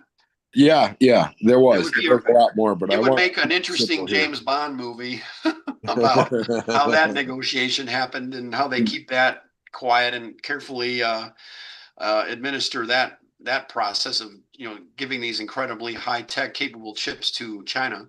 Yep. Thank you. And David, I have something in the chat that appears to be a question to me, so I'll read it and see what you think. It's from Kathy. It says, are the tariffs being collected earmarked to pay down our debt? Okay, so that's a good question. There's almost no such thing as earmarking revenue unless there's a couple cases where the payroll tax is set up, like the Social Security tax goes through the Social Security Trust Fund. There's Medicare, Medicaid have trust funds. There's no tariff trust fund. So it's general revenue. It goes in the pile along with the income tax revenue, let's say. It's not a separate thing. Now, I wasn't going to send this note to Trump, but I will tell you top secretly among us friends here, if Trump wanted to keep those tariffs, what he would do, the legal piece notwithstanding, he would earmark it for Social Security. And he would say, all this revenue is going into the Social Security program. It's going to be part of the trust fund.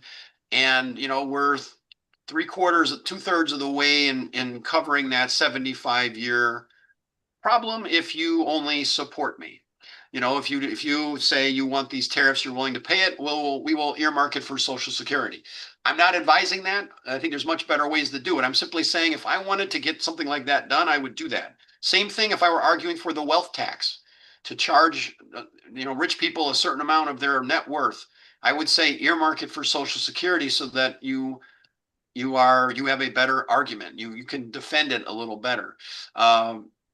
But it just, no, the short answer is it's just going in the revenue pile right now. Okay, thank you. I believe we have covered, for the most part, everything that we need to. One last section to go. We'll sprint through it. And this is more of the other data about that got reported. So we'll zoom through it pretty quick. So inflation was 0.2% versus the prior month. So prices were 0.2 above where they were the month before. And it's not a crazy high number. You can see it's pretty typical. That would be, if you multiply it by approximately 12 to annualize it, that would be 2.4, 2.5% compounded. That's a reasonable amount for inflation.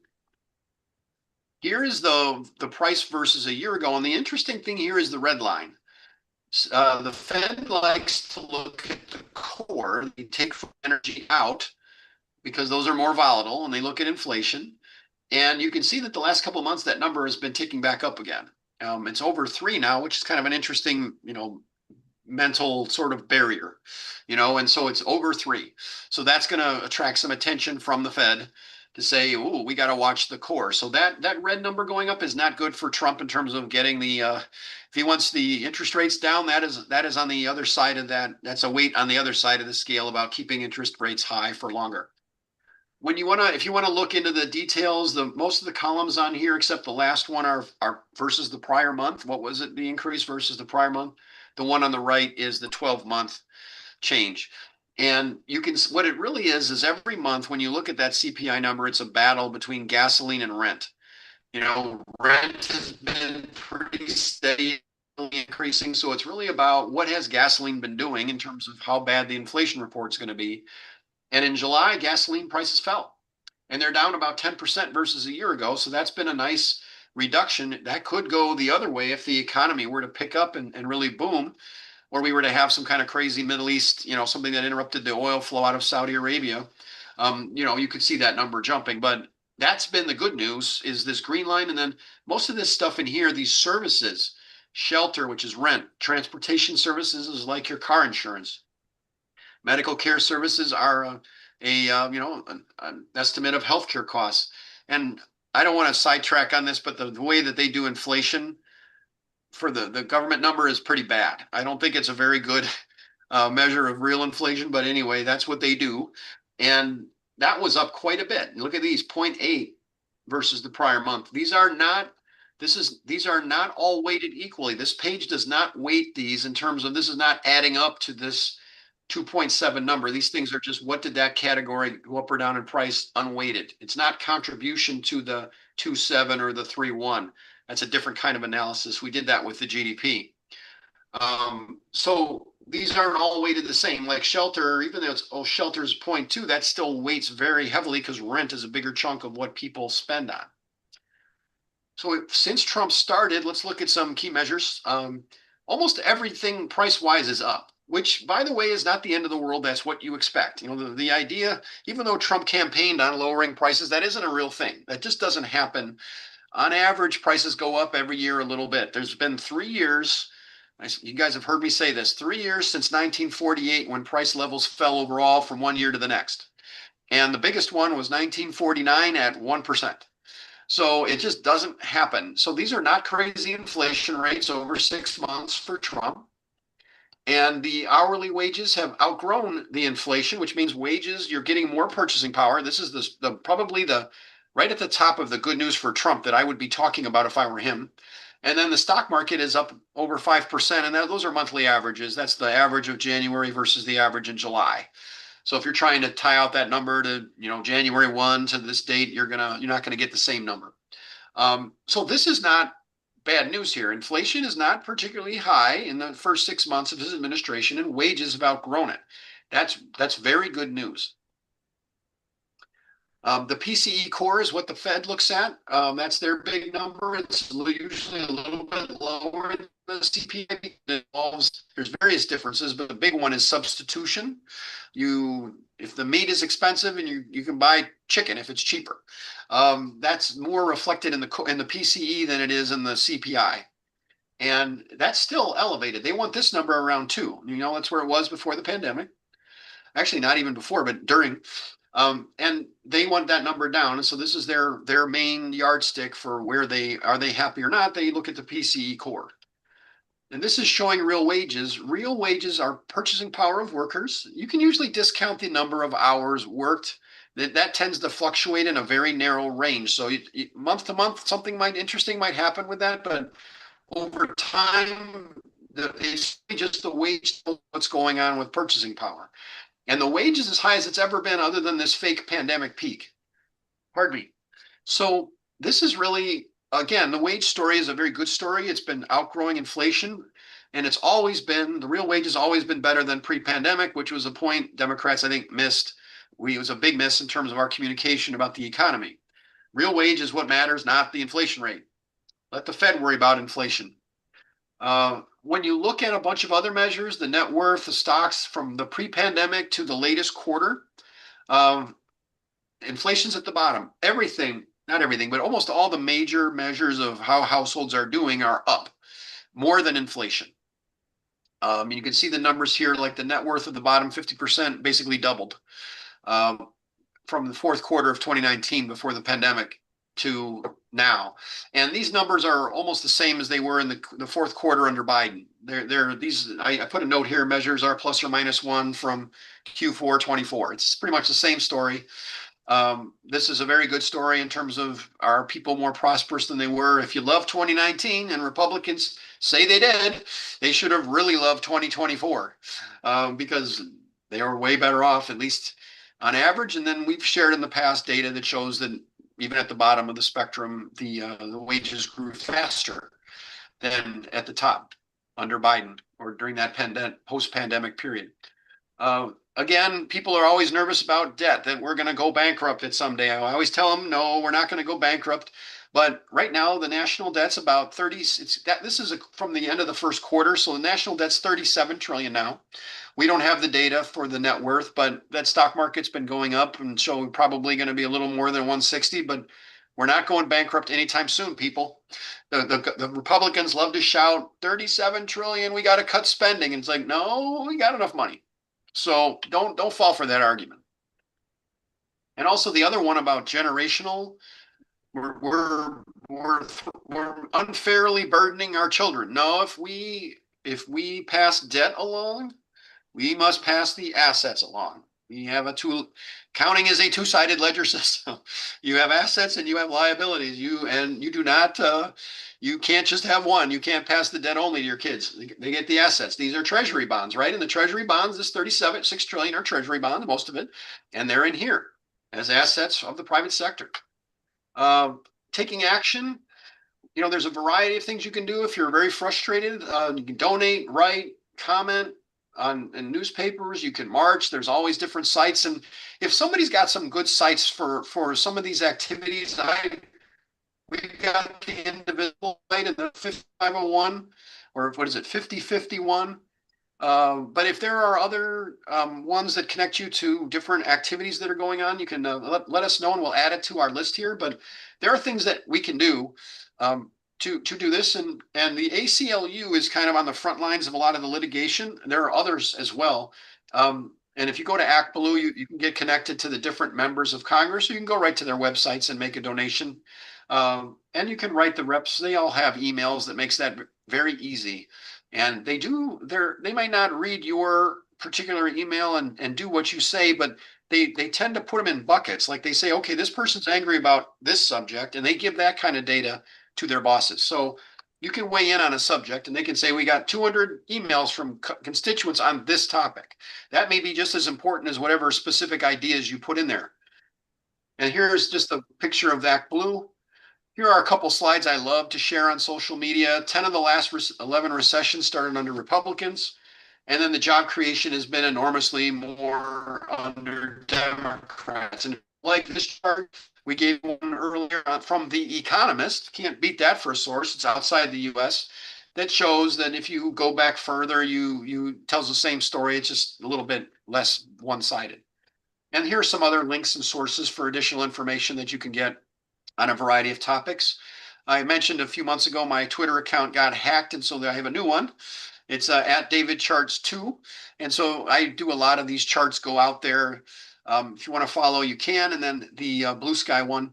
Also, I tend to do more arguing with people on Twitter. So if you just sort of want a more mellow amount of stuff in your inbox, the Blue Sky is probably a better choice. I tend to just put information out there for others. And that is the official end of our presentation. We can take another round of questions, and I figure we go till about, well, we'll see. We can, we'll go for a few minutes, see what kind of questions we've got. Yeah, I just want to add one comment on inflation numbers. The next Fed meeting is in the middle of next month. And before then, we will get PCE inflation numbers for July towards the end of this month. And then the week before the Fed meeting, we'll get CPI and PPI numbers for August. And so there will be additional inflation information for the Fed to consider before they make a decision on interest rates. And of course, we're also going to get another month of employment reports for August. Okay, thank you, Carl. Teresa has her hand up again. I'm Go ahead, sorry, I Teresa. have a lot of questions. If the Republicans keep taking their tax cuts year after year and they're adding to the debt and deficit, wouldn't that eventually cause a lot of inflation and higher taxes over time? Aren't we leaving them with higher taxes and inflation, our children and our grandchildren, if they keep taking tax cuts and raising the debt and deficit? Possible. And that is there is a lot of people supporting that idea among the economic community, and the Congressional Budget Office uses that word unsustainable trajectory, that the interest on the debt is going to become so large compared to the revenue coming in that there's going to have this, they just sort of lose control of it and they keep running these bigger and bigger deficits. We're printing more and more money. And so you see inflation go up, and then that causes interest rates to have to be higher, which causes that spiral, right? Because as you raise interest rates to control inflation, the interest gets even bigger that's getting paid. And so that is the risk that is out there. And nobody knows when that might happen. Like we could go 20 years, we could go 50 years without a problem. And then all of a sudden, boom, it's a crisis. What's different is, again, this number that I'm showing on the screen here. I think I'm still sharing, right? Or no? Did I stop sharing? You are not sharing. I'm not sharing. Well, you guys saw it, the two bars with the 160 trillion net worth of the private sector and the 36 trillion national debt. The way I look at it is, if we had this crisis, the only people with enough money to solve it are the rich people. Meaning, the bottom 50% have $4 trillion and the top 10% have 108 trillion. Let me say that again. The bottom 50% have 4 trillion net worth. The top 10% have 108 trillion. If you've got a giant national debt problem, you're going to have to get the money from the rich people. They're the ones that have it. And so I don't lose, again, you guys probably wonder, why doesn't Dave lose sleep over this? He's all cranky about these other things going on. I do not worry about the deficit and the debt anytime soon, because these numbers there's such a giant amount of net worth there. If the inflation started to run away, people are going to get really angry. You saw how angry they got under Biden. Even though wages outgrew it, people were still freaked out over inflation. It got people very upset, and they hired Trump. There will be a lot of pressure on rich people to pay the money to pay that debt down when the time comes. And so is it possible that young people too could get saddled with more taxes, higher taxes down the road? It's possible, but they won't have the money. They won't be able to make a dent in it because they just don't have it. It's going to be these rich people, and that's part of why the rich people spend a lot of money to make you worry about the national debt, and they always make you worry about the spending, never the revenue, right? Oh, they don't get you worried about it and say raise our taxes. They say stop the spending. And government spending is Medicare, Social Security, and defense. Which one of those are you going to cut? That's where most of the spending is. And most people would say defense, but that's jobs. I mean, there's no easy way out of it, other than, really, to be honest, the easy way is just to raise taxes on the super rich. They got a lot of money. Okay, David, we've got to have that makeup room. Thank you, Teresa. And I know Larry Clark had his hand up, and I just want to make sure he still does not have any question. So Larry, did you still have a question? Mine kind of got lost there in the process. It basically had to do with inflation and gas prices going down. And I don't know if anybody saw the same thing I did. When we or he bombed Iran, immediately pretty much gave Iran and Russia, it sounded to me like gave them free reign to sell oil wherever they wanted to, and there'd be no problem, because everybody was on the same team now. And so, I mean, it dropped immediately around here, but yeah, it's Ohio. But so I don't know if anybody's got an opinion on that, but that was my only thought. Okay, thank you, sir. It's a good question. I don't know the answer to that. I have to look into kind of what sanctions were released or relieved so that they could do more of that. Doesn't strike me as crazy that Trump would try to help Russia out as much as he could. So Yeah. so Iran, I don't know, but I mean, the Iran did back off. They didn't really retaliate, at least not in the open, at least not, who knows what's going on in the James Bond world, but out and about, we're not seeing it yet. So I think that's possible that happened, and I am curious. I'll look into it. Okay, and Will has his hand up, so let's see. Go ahead, Will. Yeah, hi everyone. Well, first of all, this is multi-trillion dollars in and out. This is like pocket money. This is cash flow. Who's acquiring most of this money? Which money? These trillions of coming in, out of the country, inside of the country. It's a lot. That's trillions and trillions of dollars that are Oh like yeah, I mean, our being. economy is a $30 trillion economy. Our GDP is 30 trillion.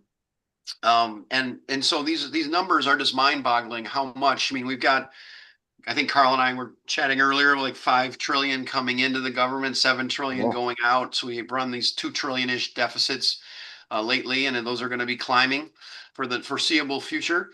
But it's on the spending of the government. If you look at a pie chart of that spending, it's defense, Social Security, and healthcare. There's a saying about the federal government that Uncle Sam is a corporation that's what is the term? Carl may have to rescue me here, but it's insurance company with an army, an elderly insurance company with an army. We covered the Medicare, Medicaid, the ACA subsidies, and the Social Security and the defense. I mean, that is the lion's share of what we spend on. So if the question is who's getting the money, it's the elderly, the recipients of those programs, and then the defense of the defense industries, and that's a lot of jobs. I mean, that is a very large number of people, in many red states and blue, but often in the rural areas where we are building all of this stuff. And it's not exactly your question, but just because it comes up every now and then, we manufacture a lot of the arms here, and then we give it to Ukraine. So our people, it's our jobs. Our people are getting paid by Uncle Sam to make these munitions, and we give them away. So it's helping our people. It's not like we just give the cash to Ukraine and they can do whatever they want with it. We give our people the money, they make the stuff, we give it away. So there's that argument, but what I would suggest you do, and this is one of my favorite documents that they do every year. It's the Congressional Budget Office, the CBO. It's called the Budget and Economic Outlook. And it's written for congressmen who are not CPAs and MBAs. They are lawyers.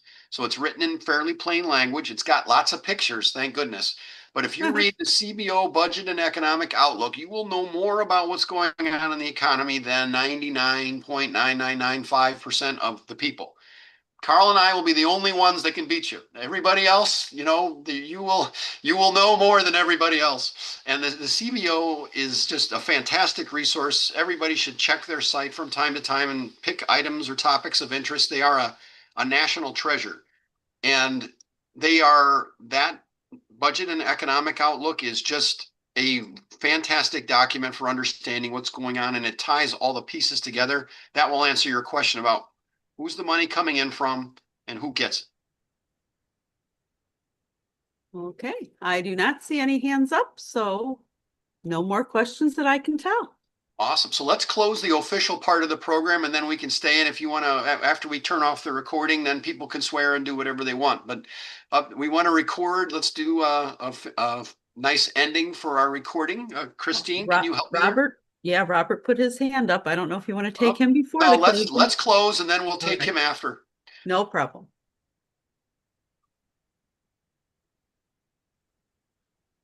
Go ahead and close, David. All right. Well, this closes the August meeting of the Northwest Suburbs Organizing for Action Budget and Economics Group. Thank you all for attending and asking such fantastic